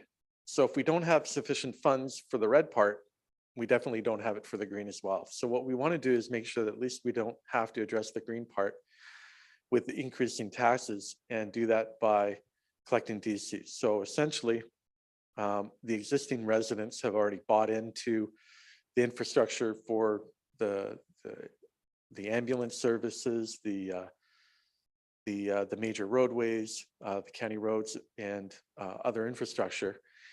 And so the new development hasn't bought into that. If they didn't pay, then they would be benefiting from all of the other taxpayers paying a portion of their share, rather than just the new development paying for their share. So if we go to the next slide, again, we talk about DCs are an alternate revenue source that reduces the need to increase property taxes. The development charges over the long term will raise approximately $3.2 million per year plus inflation. And that's to be collected to pay for new or expanded county infrastructure due to growth. The inflation part's really important because the non-residential building construction price index inflator last year was 15%. So sometimes people talk about inflation. For a long time, it was the regular CPI was about 3%, and and it varied between 2 and 3, and the non-residential construction price index varied over the long term between 4 and 6 over the last 20 years. Well, last year it was 15, and so far we're trending to about 13% for the upcoming year. So the inflation part is very important as well. So currently for the county, $621,000 is equivalent to a 1% tax levy increase. So if we do not collect the 3.2 million per year, then it would be an equivalent to replace it to increase the levy by 5.15% plus annual inflation increases. So this is what we're trying to address. Because we already have every year 2.1% just for increasing the transfer to the infrastructure. So the alternative is to not expand infrastructure to accommodate growth and permit service levels to decrease with more population, or increase taxes and or borrowing. So on the next slide, we're going to take a little bit closer look at that 3.2 million and the money that we're collecting for. So the development chart study covers a 10 to a 14-year period. The 10-year period or the 14-year period would be the highways and the fleets, the roadways. And then the 10 years would be the other parts. So we're going to be also collecting development charges for parks and recreation. Now that's mainly our trails. We don't have a lot of parks and recreation centers such as the local municipalities.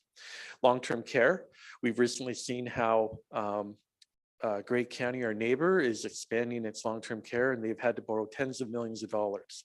And that's after they had collected development charges. So you can imagine how much more, and they're trying to figure out how much their taxes should go up to pay for that loan payment. Childcare also, it would be space available for early on and other types of childcare related. Ambulance, well, that one should be a pretty obvious one for Port Elgin. So one of two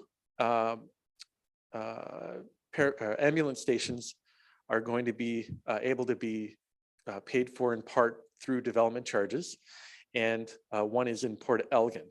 And the Port Elgin has been estimated that about 16% in the immediate time frame could be used to pay towards the loan costs. So we don't have any money saved up to pay for the paramedic station.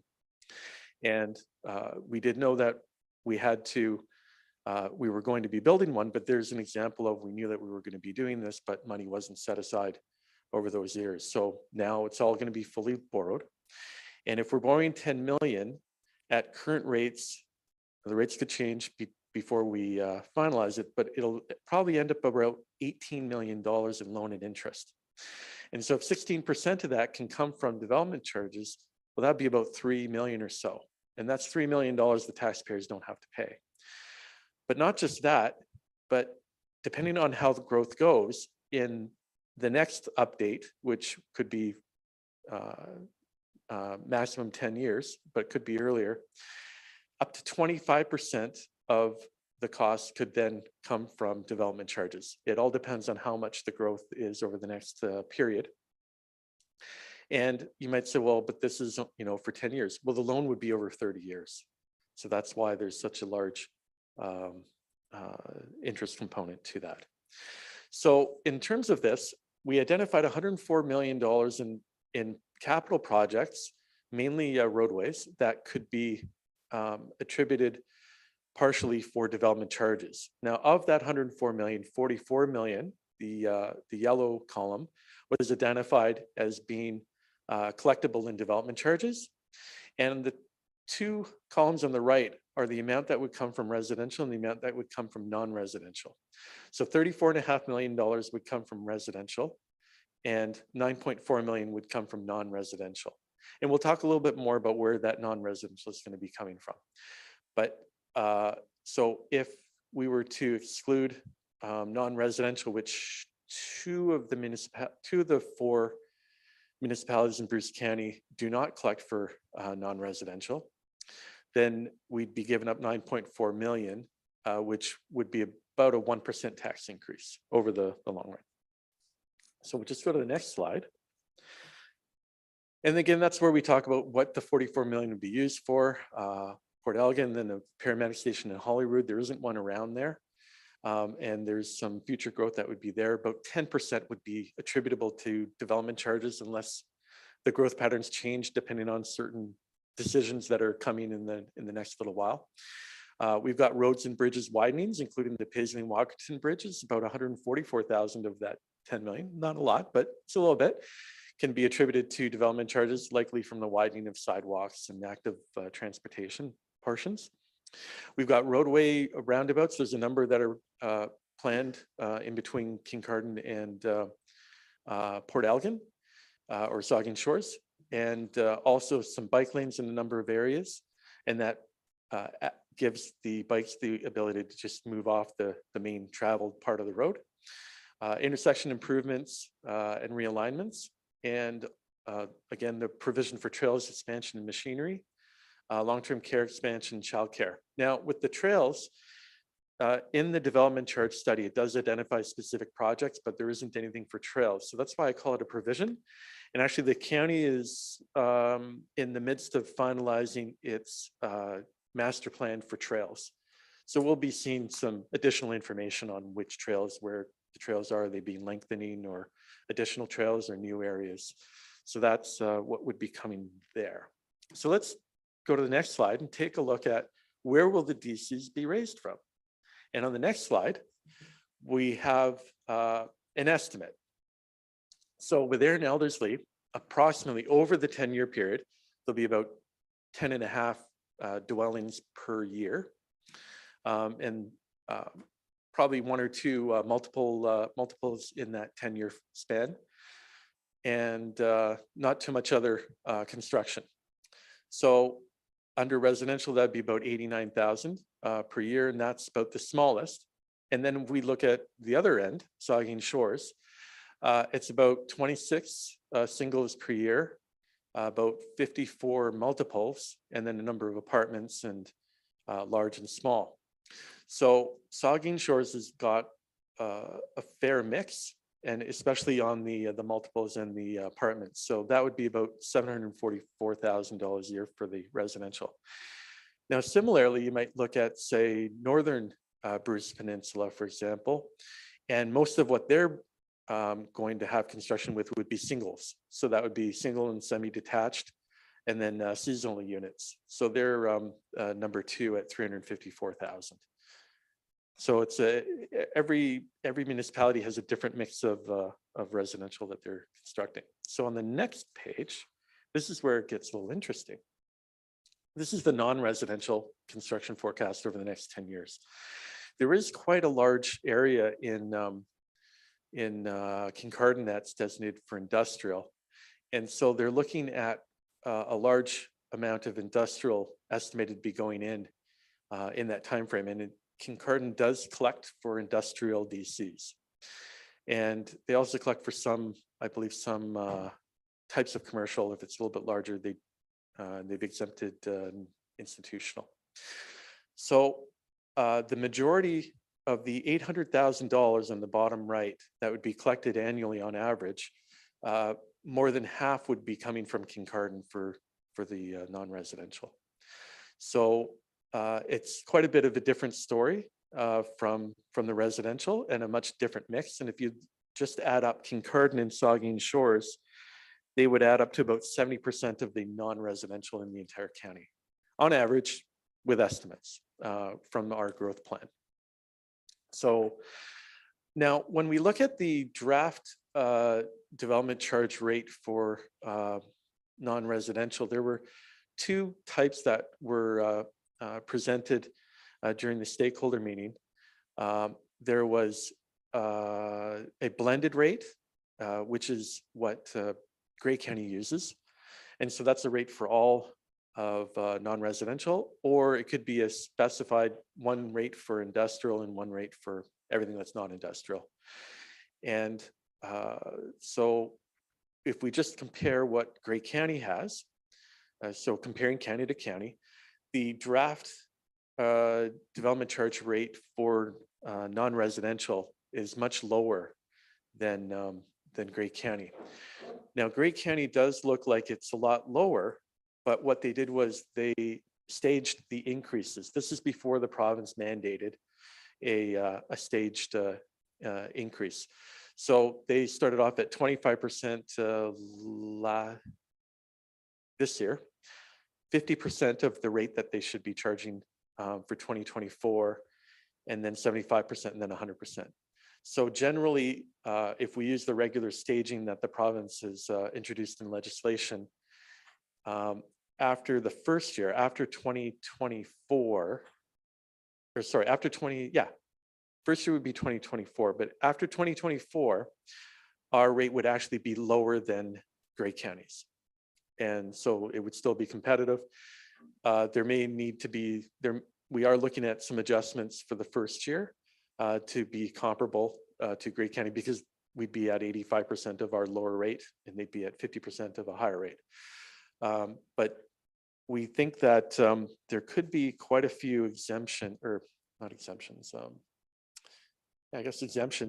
in the first year, because the province also brought in that new legislation that states that if you had your site plan approval within the 2 years of obtaining your building permit, or your zoning bylaw amendment within the last 2 years, then you would get the lower of the two rates, the current rate or the rate up to 2 years before, whenever the developer got those two milestones.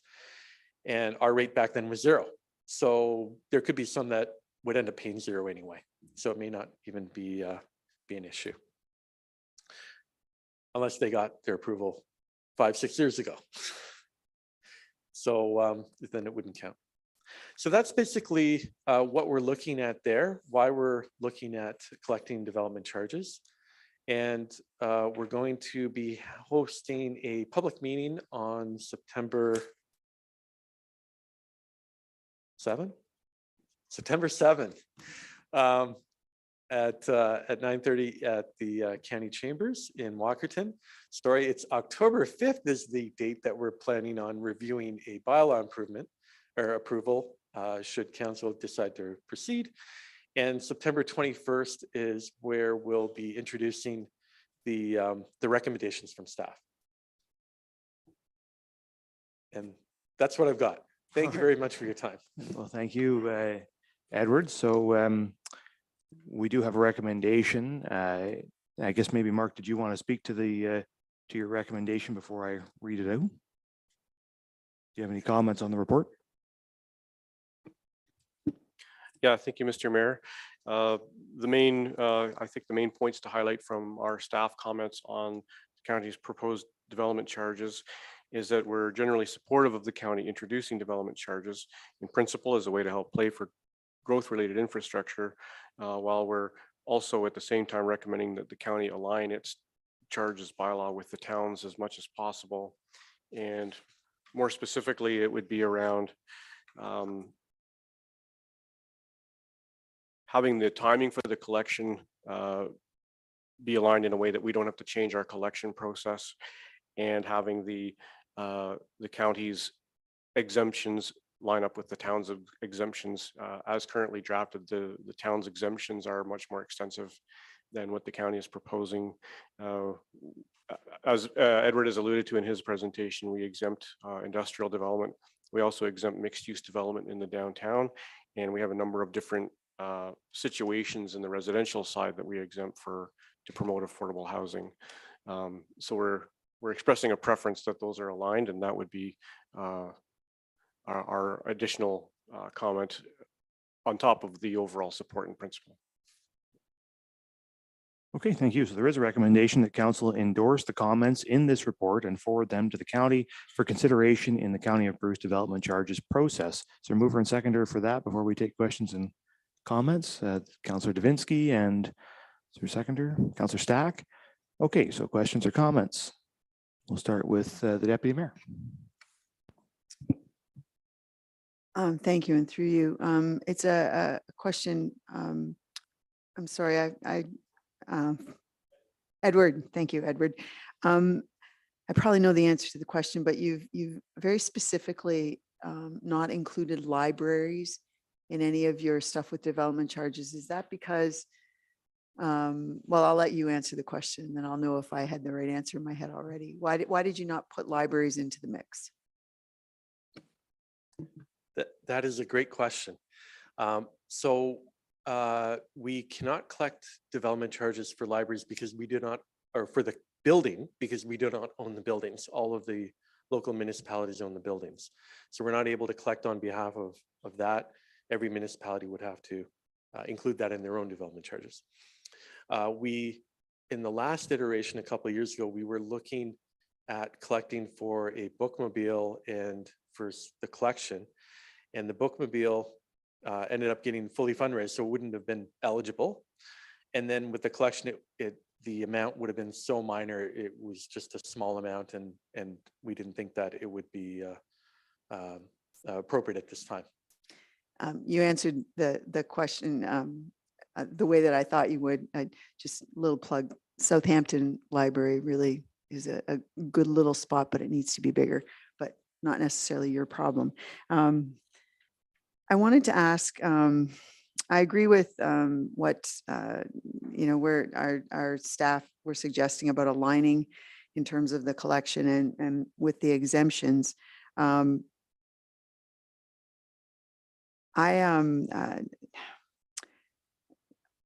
I guess my questions are more for our staff, so they might not fit in here, but the timing of all of this is you're looking at implementing something, should all the steps, sort of flow through positively towards the end of October. Is that what I heard you say? I picked up on a September 7th public meeting at the county offices, something going to county council on September the 21st, but you mentioned a date in October that I just missed as you were saying them. October 5th, was it, or was it later in October? Through Mayor Charbonneau to the council. Yes, so with respect to development charges for buildings, there is, I believe Saugeen Shores is collecting development charges for libraries. So what that's planned for, you could ask staff. But I know. in terms of the development charge timeline, what we're looking at currently would be the bylaw approval potentially on October 5th, but the implementation January 1st, so that there's a couple reasons. There's a consistent rate for the entire calendar year, and many municipalities do that. So we don't, in the middle of a construction season, change the DC rate. But also, there are 4 municipalities that do not currently collect development charges. Their staff are not used to knowing what development charges are and how to collect them. Their level of knowledge on development charges is very different from the municipalities that do collect them. And there would have to be a training period with them. And in the middle of a busy construction season right now, it may not be an appropriate time that they could take out from doing the building review duties and getting that. So we also have to put out some tracking sheets and things like that, and teach people how to use them at the other municipalities. So that's what we're looking at, is an implementation date for January 1st so far, but it hasn't been decided. Okay, and just a final question. I know that embedded in all of this is our desire to provide some encouragement relating to the development of housing, in particular, hopefully the kind of housing that we all know we need. I'm not convinced still, though, that even with the incredible exemptions we've put in play here in Saugeen Shores, that we're getting traction in terms of the development or the construction of units or housing situations that are hitting that affordable target. And, I think in our case, we've done exemptions that it's, as long as you hit one of the marks, you get exempted. And so, it's rentals fit in there. There's an affordable housing thing in there. There's universal accessible units. I just hope that with somehow the way we're putting this all together, that the encouragement to build the kind of units that we all know we need here, that flows through somehow, because I think we're still missing that real push to get those kinds of units built here. But I like the way that our own staff are putting forward a proposal to have it match our system, because I think it would be very onerous on the whole system if they didn't collaborate in there some way, because that would be very confusing for collection, but very confusing for the user to access the system too. Thank you. Thank you. Do you have a comment to that, Edward? So thank you through Mayor Charbonneau. The province in the new legislation did state that they would be exempting affordable housing. They have not released what the definition of affordable is, because in different municipalities, affordable is different percentage or dollar amounts. So I think they were talking about if it's 80% of the median house price, for example. So, but in Toronto, 1.2 million is the median. So are they going to use the Toronto number, which means everything in Bruce County is affordable, or are they going to use Saugeen Shores as a median number, but then would everything in there and Ellerslie be affordable? In terms of construction, there's a lot of different opinions on whether development charges impact that or not. But typically municipalities that have the highest growth have the highest development charges because of the cost for the growth. And anecdotally, the street right beside me, they're building $1 million homes. So they're not affordable, but you know, development charges, should they apply to those? I'm not sure. Okay, thank you. Councillor Halpin.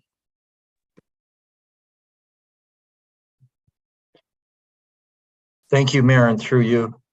You know, I understand the need for the infrastructure. I understand the shortage, but we just keep adding these costs on to the price of homes, and that in itself is not really helping the affordability crisis with homes.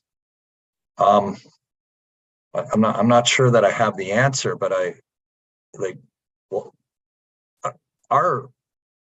our development charges have got to start with adding this, and it's going to have to start to affect development, you would think. And I feel that with this model, Saugeen Shores is more than paying their fair share of Bruce County's development as well. So those are my comments on it. Yeah. Thank you. Thank you. Further comments, Councillor Stack? So, thank you. I just had a couple of questions on and maybe I missed it on the process for collection. So we had a recommendation from the town to align as best as possible the exemptions for the development charges to our exemptions. Presumably, you're going to apply a uniform set of DCs. So I guess my first question, it'll be a uniform set of DCs across all municipalities. There won't be. Okay, so okay, thank you. So that's a yes. And then my second question is, so is the expectation you're going to collect that information and those requests from each municipality and see to what extent you can align them? Because presumably, as I think was alluded to, we're going to have more, well, some municipalities have no DCs or development charges at all. Some municipalities have certain set of exemptions. Are you going to try to the extent reasonably practical, to align them so that there's the most satisfactory outcome for all the municipalities, given what may be some disparities among them? Thank you, through the mayor. Yes, we're going to do that as much as possible. In terms of the first question that you had, are there going to be uniform development charges? There was a question during the stakeholder meetings about, can you exempt a municipality from all development charges? And I said back, well, we operate county-wide. We're not going to put a sticker on an ambulance that was paid by development charges to say can't enter this other municipality. We're not going to say, sorry, you can't use this roundabout.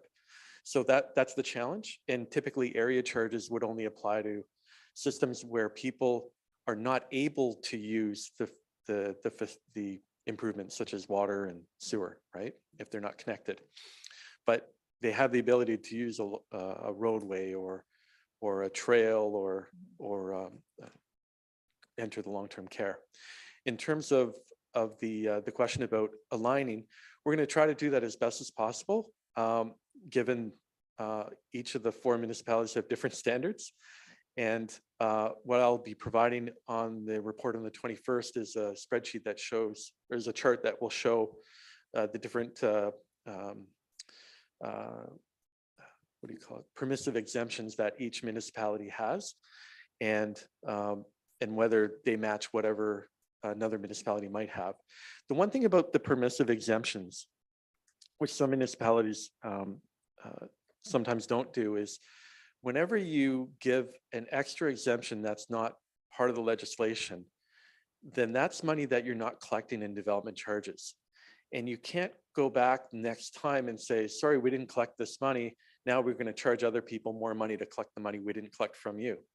We're not permitted to do that. So ideally, we should be then taking any money from permissive exemptions from the levy to put into development charges as an alternate amount that was collected, that not through the development charges, but as a stand-in for the exemptions that were granted. So the more exemptions we set aside, then the more money we have to set aside in the levy for those.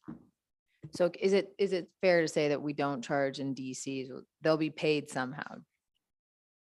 Oh, sorry. Sorry.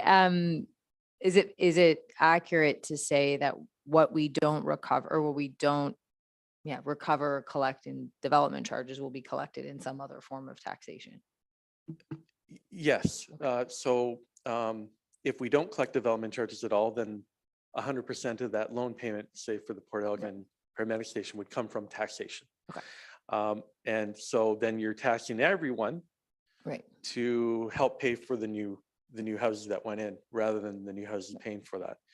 If you do have development charges and you say, well, your development, because of this reason and this reason, we're going to exempt you. Well, somebody has to pay for it. If it's not going to come from the DCs, then it has to come from the taxpayers.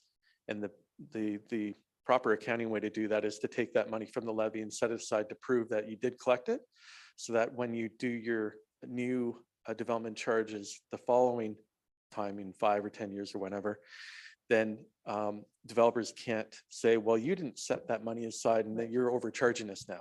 So that's the way that you can prove that you didn't do that. So safe to say there's no free lunch here in terms of tax collection. It's got to come from somewhere. Thank you. Councillor Davinsky. Most of my questions have been answered, but we had a meeting quite some time ago, and I can't recall what it was on, but I said, pay me now or pay me later. And that's exactly what we're dealing with here. Pay me now or pay me later. This doesn't go away. If we were to say, no, we're not going to do this with the county, it doesn't go away. It's still there. And as was alluded to by Councillor Stack, it'll come through taxes and we'll all pay it. These things don't go away. So maybe it should be user pay, as we have been doing in this particular community. And I think it should be user pay. Is it going to increase the cost of a home, which Councillor Budd was against? I guess I should say Councillor Halpin. Yes, it is. Okay, then we don't have the development charges. The cost doesn't go away. It comes up on our county levy and then everybody's paying it. Whereas it should be a user pay type of system, which I believe development charges are. Will it affect development? I don't. It hasn't up to this point. And I don't know that development charges will affect it again, because most of it is a flow through cost to the consumer. But it was the consumer that went after this. And I'm sorry, Mr. Mayor, I don't have a question. I just gave a comment, perhaps out of turn. No, that's perfectly all right. Thank you. Further Thanks, Ed. comments? The Deputy Mayor? Thank you. This is a question probably for our own staff, but following through on what Councillor Halpin and Councillor Davinsky have said concerning the pricing element, the report, the slide presentation specifically referenced like a single unit. It's about $7,700 that's being talked about. I think it's 7,600 something. I just don't have it right here. You add that to what we have as development charges, that's getting close to $40,000 on a build. And there's further in, if you look at the development charges background study that was provided to us on page 33, it's got the other multiples and apartments and that kind of thing, those numbers. And again, you add them to the Saugeen Shores numbers, it doesn't sound so bad when it's like $7,650. But when it becomes almost $40,000, it's a much bigger number. My question though for Mark is, one of the examples you used about the implementation example, if the bylaws are not aligned with us to exempt industrial, you use a very specific example with the innovation park. I guess this is more for my own understanding. It's about a future industrial building in the innovation park. The innovation park zoning enables lots of things that aren't industrial buildings. And in fact, the industrial building element that's enabled there is very specific to a specific kind of industrial building. I just wanted to ask, and you know, maybe it doesn't fit in here, but other things built in the innovation park that aren't in the industrial category. And again, the industrial element that's enabled in that zoning bylaw is very, very specific to a specific kind of industrial activity. The other buildings that are going in there would have development charges because they would fit in on the business side of things. Or have we exempted all DCs with the innovation park? It was before I came to council. So is the example very specific to industrial growth or an industrial build, or is it the innovation park in total? Because if that's the case, you know, it sets up the exemptions are kind of like aligning with our exemptions will get very complicated. You know, if we've got quite some layering there, and you know, I can appreciate, you know, your comment about different communities have done different things. So aligning with them all, you know, that's a pretty big pot to kind of have it boil up and somehow level off. So I was just curious because you use the innovation park as an example, but there's only one thing in the zoning there that's about industrial. Everything else in there would not be an industrial use of those lots. But have they all been exempted from, will they all be exempted from development charges? Through you, Mr. Mayor, the way I understand our exemption is it's land zoned industrial, and it would be across the town. And I believe those lands they have a special industrial zoning, and certainly industrial areas often will have some offices and some research activities, but I think those would be generically considered industrial in nature.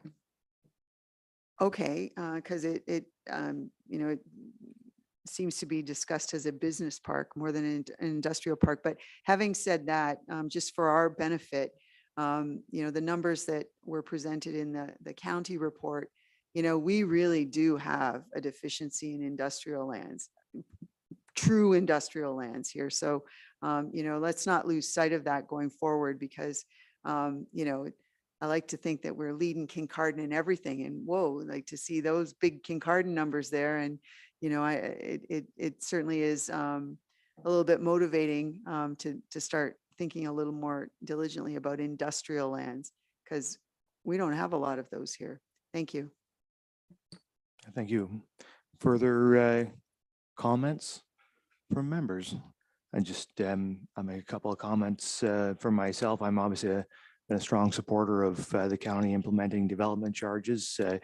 I'm probably a big part of the reason why we're back here considering these now, is I've been advocating for revisiting at the county level of development charges.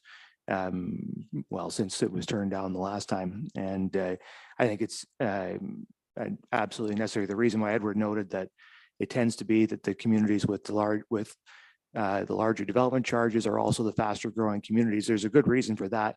Those are communities that also have the best infrastructure to support growth. And the reason why they have that infrastructure is because they have development charges and they can afford to build it. Bruce County doesn't have the money it needs to build the infrastructure we need to support all of the growth that we are currently experiencing and all the growth we're going to experience. And let's not forget, we're going to experience a lot more growth in the coming decades based just on Bruce Power's recent announcements, let alone the increasing amount of interest in our region as a location for folks of all demographics and all employment to locate in. So we need to build the infrastructure to support those people. Bruce County needs to have the infrastructure, whether it be paramedic, long-term care, the roads and bridges, all of those things. And we have to provide the funding to do that. And so DCs are essential. We really are not in a position to turn down sources of revenue. And Bruce County's been turning down DCs as a source of revenue for far, far too long. And they've given up and lost out on a huge amount of potential revenue. This community, well, we all know how much it has grown in the last decade. Saugeen Shores has had DCs that whole time. And we have a very large DC reserve, which we are using to build the community. Bruce County has not, and it has missed out on those opportunities to collect that money and could be a lot further ahead today. So we have to stop that. We have to get this in place. and raise the money we need to be serious about building the region. So I'm very hopeful, as you can tell, that Bruce County Council will ultimately endorse a DC of some nature. I am strongly supportive of the recommendation from Saugeen Shores staff around alignment, but I think that what we need is alignment on principles. First and foremost, right? We have some specific provisions in our bylaw. We also have our community improvement plan, which has programs around DC forgiveness or exemption, and other municipalities have other. But the principle, the most important principle is that we exempt the type of housing that we most need, which is high density, affordable, primarily affordable, but also attainable and accessible housing forms. That's the principle that's expressed in our bylaw in terms of most of the exemptions we have. And we really need Bruce County's bylaw to also contain that principle and include those exemptions. What we need to do is provide the financial incentive to build the housing we want and place more financial burden on the housing which we need less of, which is single family homes. That's where the primary financial burden for paying DCs will hopefully rest. Whereas larger apartment style units, we need to find ways to reduce the DC burden and hopefully encourage developers to head in that direction, because that's where the financial incentive will lead them. So I think what we need to do, and hopefully there can be an exchange between the county and Saugeen Shores and all the other lower tiers about how we achieve that principle collectively in our DC bylaws.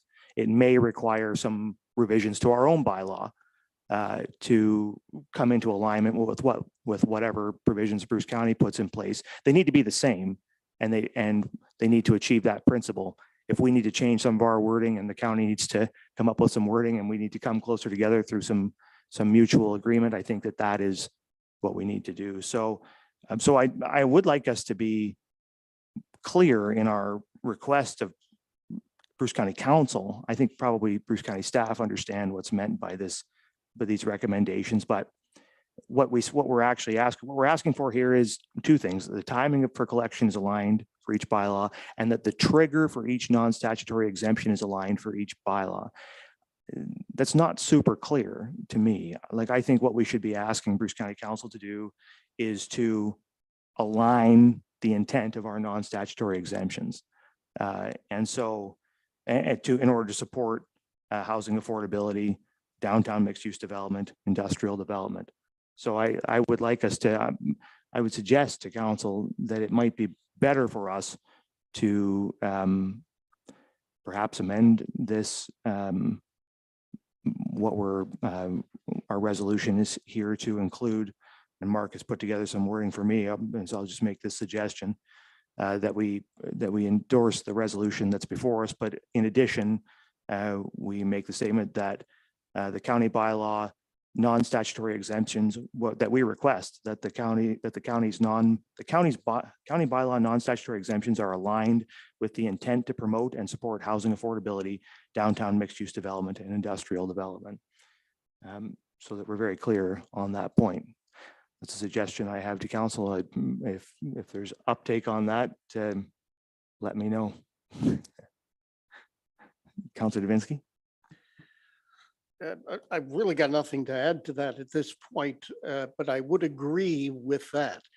What I'm seeing, Ed, is if we make or we ask for these changes or whatever you may think, and then Kincardine asks for a whole bunch of changes, and then maybe somebody else, how do we get to that happy middle ground where everybody is more or less getting what they want and are happy with it? Through you, sir. I think maybe I might be better positioned to answer it. I think that all the municipalities, there'll be lots of comments. The county will receive all sorts of comments from all the municipalities and from members of the public. I'm sure several changes will be requested, and ultimately it will be up to Bruce County Council on the advice of staff to mediate those requests and try to come up with whatever that happy medium is. So what we're doing now is hearing that input, and we'll try to come up with a solution that satisfies as many as possible. One thing I'm absolutely certain of is it won't satisfy everybody, but we'll do our best to come as close as we can. And Mr. Mayor, I'm approving that amendment. Yeah. If it needs to be added. So it was moved by you, Counselor Stack, you're okay with that amendment? So we'll add that to the recommendation. I'll read it one more time so that everybody's clear. Resolution now would be that council endorse the comments in this report and forward them to the county for consideration in the County of Bruce Development Charges process. And that the town of Saugeen Shores requests that the county bylaw non-statutory exemptions are aligned with the intent to promote and support housing affordability, downtown mixed-use development, and industrial development. That understood? Further questions or comments? I don't see any, so I'll ask all in favor. And opposed? That's carried. All right, thank you very much. Thanks, Edward. I really appreciate you taking the time to come here and speak to us in person tonight.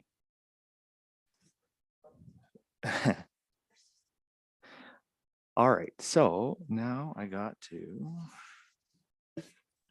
yeah, thank you. So we're on to bylaws. Okay. All right, so on to bylaws, and we have 3 bylaws there for consideration, and there is a resolution that bylaws 72, 2023, 73, 2023, and 74, 2023 are hereby read a first, second, and third time and finally passed and sealed this 21st day of August, 2023. Is there a mover and seconder? Moved by Davinsky, seconded by Stack. Any discussion, Councillor, or pardon me, the Deputy Mayor? Sure. What would you like one in drawn out for individual? Okay. So you'd like 1 and 2 considered together and 3 considered separately.